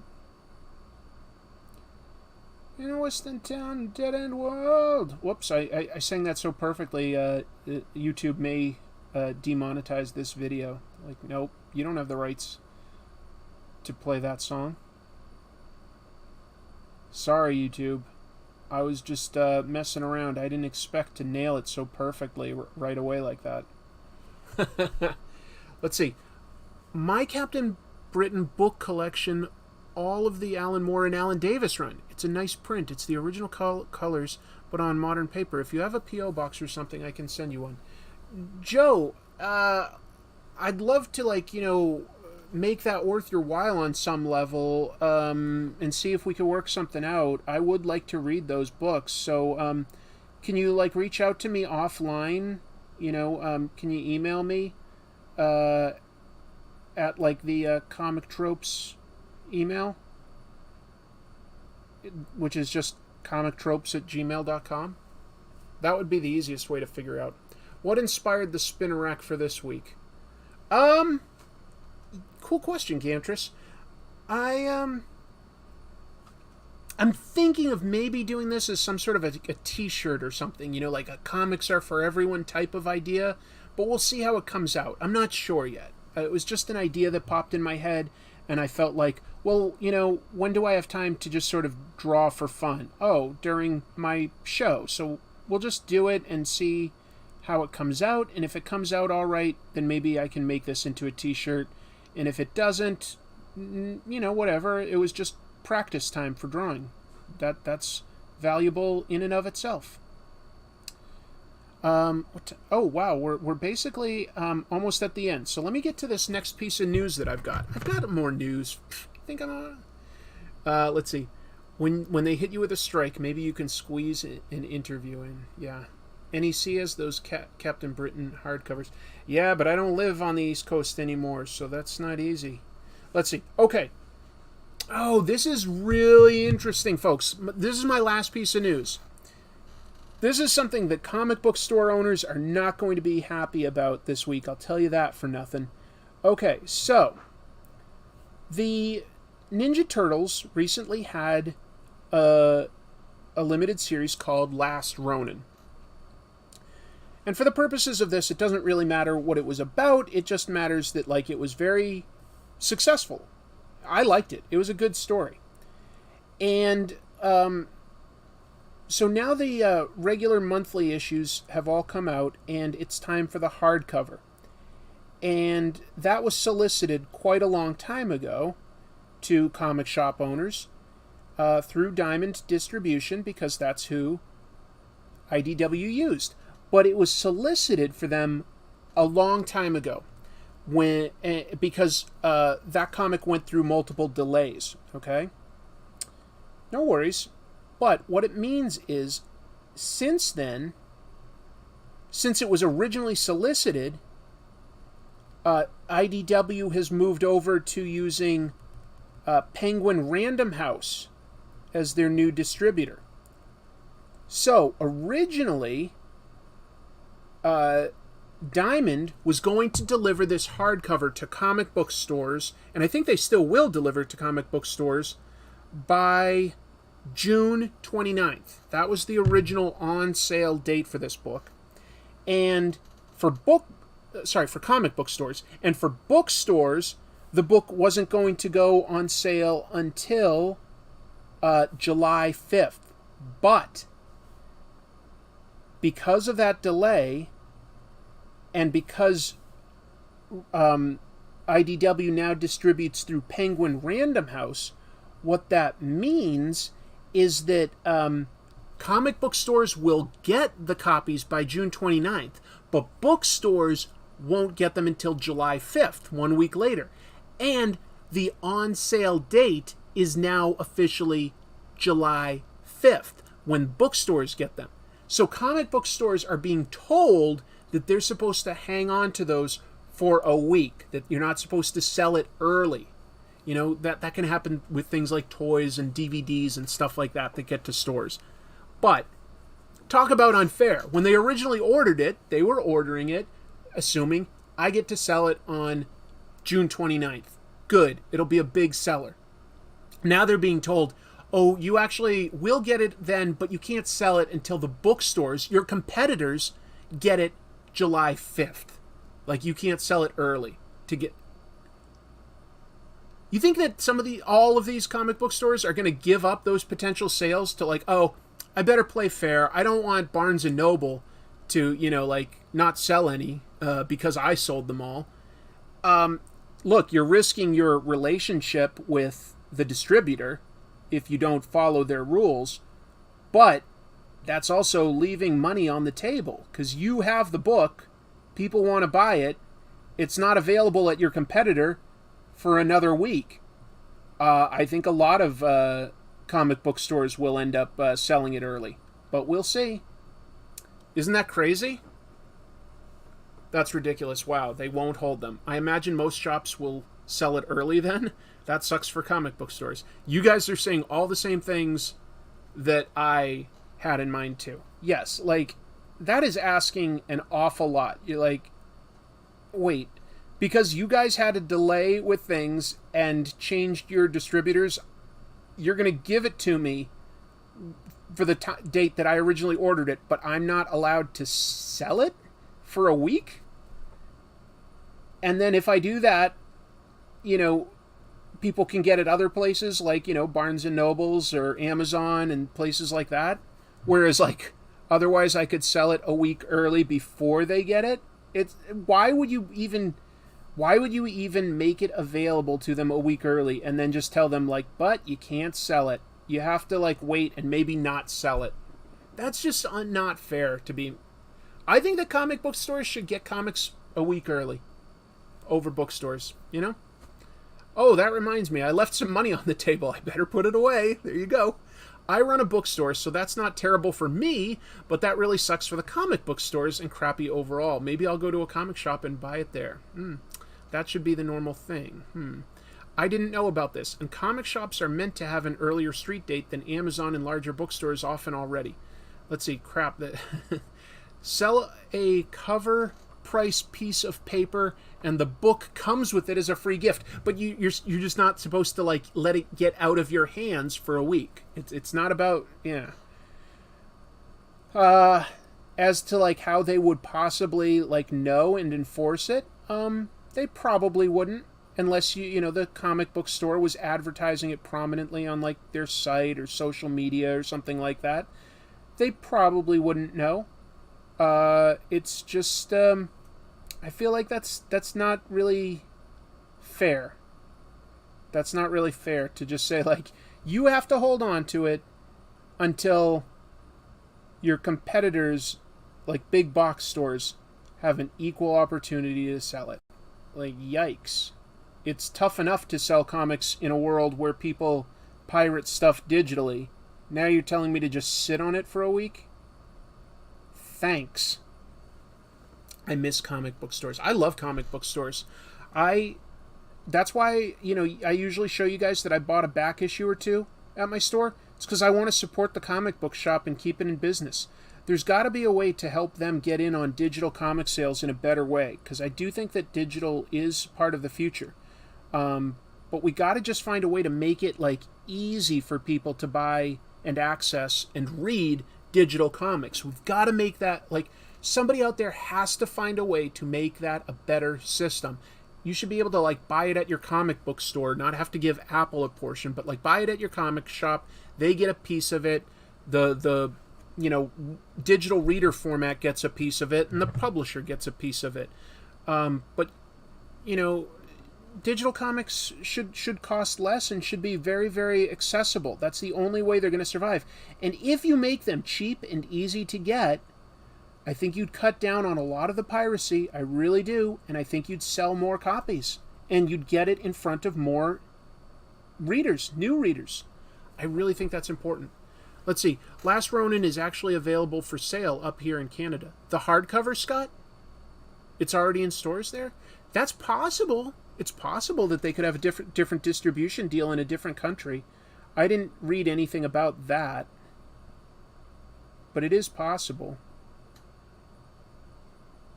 Because honestly, a lot of the printers are actually up there in Canada. Paper and wood is a little cheaper in Canada than it is here in the States. So a lot of the big printers for comics are up there, so therefore it can get distributed up there first. So that's definitely possible. Most of my back issues oddly come from a bookstore. Well, that's fair too. That's fair too. I am not too irate. I ordered 6 copies, but I have to stare at them for an extra week before putting them out. It's that way with new releases sometimes anyway. Yeah, it's... But when you're doing that, that's like the rule that everybody's supposed to follow, whereas in this case, you were told that you'd be able to sell it on a certain date, and now they're telling you, hold it until like your big competitors can also sell it. That's probably the part that would be like a little frustrating as a store owner. Maybe I'm making more of it than it is. It's possible that my take on this is wrong. I just was surprised. Streaming killed TV and movie piracy, and now that there are so many streaming services and prices are going up, piracy is up again. Well, maybe. If you do it like Comixology and Amazon, you will drive people away and into piracy. Let's see, Scott says, my site sells it right now. We usually have to abide by the strict dates. Oh, okay, that's very interesting. That's very interesting.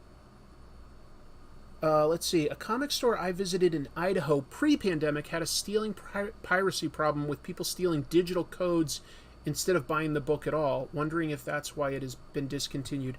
Maybe, but I think that there's got to be a way to do it. There's got to be.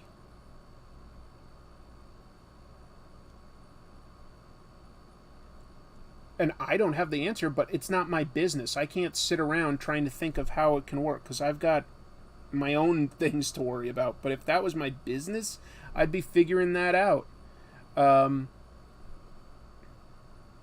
Yeah, Comixology has made no improvements since they've updated. People still say that it is a very difficult system to navigate and use, and that is not the solution.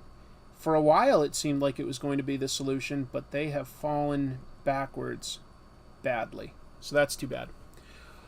Well, anyway, I'm obviously not going to be able to quite finish inking all of this, so I'm going to just have to call it here, folks, because I've got to have dinner, and I did tell my friend I would go see that Elvis movie tonight. So we'll see. Hopefully that's good. I'm looking forward to that. I can really only sort of do it right at the end of the day, but like that's what I'm going to do. I can't wait until we get hologram comics. Yeah, we'll just sort of like, Tony Stark it. Anyway, this has been a great show. I sincerely appreciate all the interesting comments and questions. I'm at the post office tomorrow, so I'll take Captain Britain with me. Find the cost to ship to Seattle, and I'll email you the findings. Oh, that would be really helpful. I would definitely be interested in that. I would definitely be interested if that's an option. We'll see what I can do with this. I obviously some more work is required to make it something, but I feel like I've got like a germ of an idea here. I might need to fine tune it a little bit more, but I like the idea of making a T-shirt that sort of says "Comics are for everyone." That was sort of what was in my head. I don't think I've seen that before, but yeah, I'm gonna take off, folks. Again, thank you for the super chats. Thank you for being here. It means a lot to me. I'm working on the next Comic Tropes episode. I guess I won't say what it's for. I don't want to give that away yet. But I've got some. I will tell you some of the creators that I'm currently researching. Stan Sakai, Alex Ross, Jason Aaron. Those are some of the ones that I'm really close to getting done. So those will be in the near future, I think.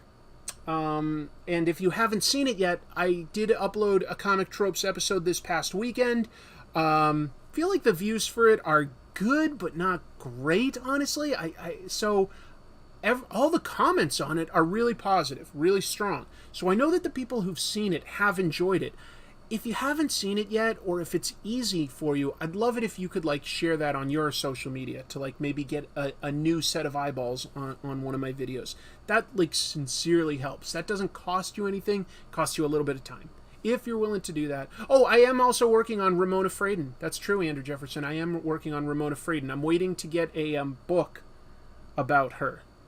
So I've got some research still coming to me. But thank you, Steve Sorensen, Comic Trooper Corps. That's you guys. But I had a good time.